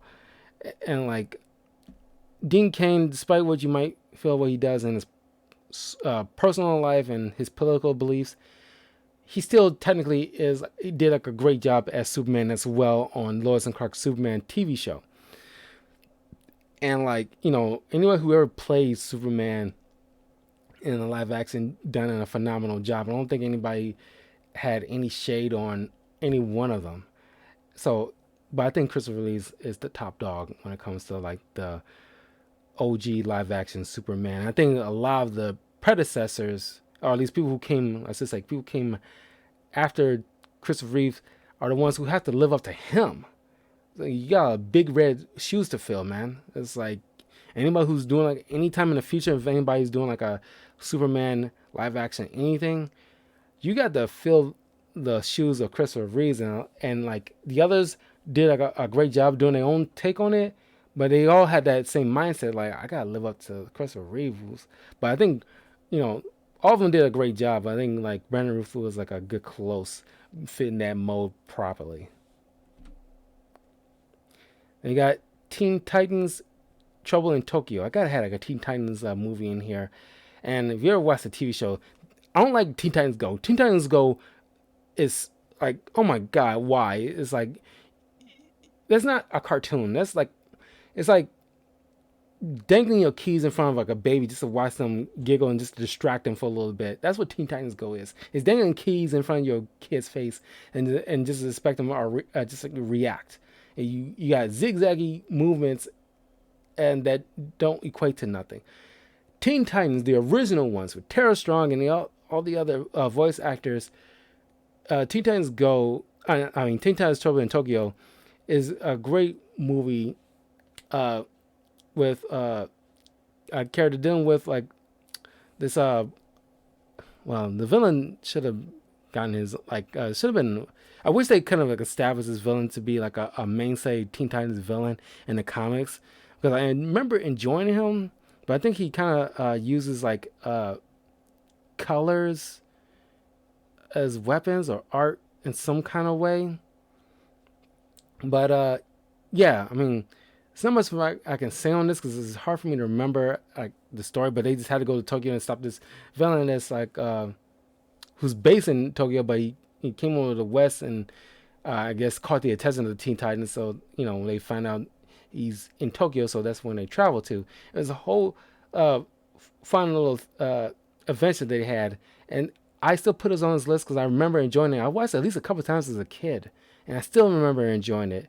And I do highly recommend you guys watching this because if you love the original Teen Titans, I do highly recommend you revisiting this, or at least watching this for the first time if it is your first time. And I mean, you'll probably want to revisit the Teen Titans, the classic Teen Titans TV show, because I'm pretty sure they went through 4 seasons of that show, and it's proper Teen Titans. The Teen Titans Go, I'm sorry, is, I mean, I'm not gonna say it sucks totally.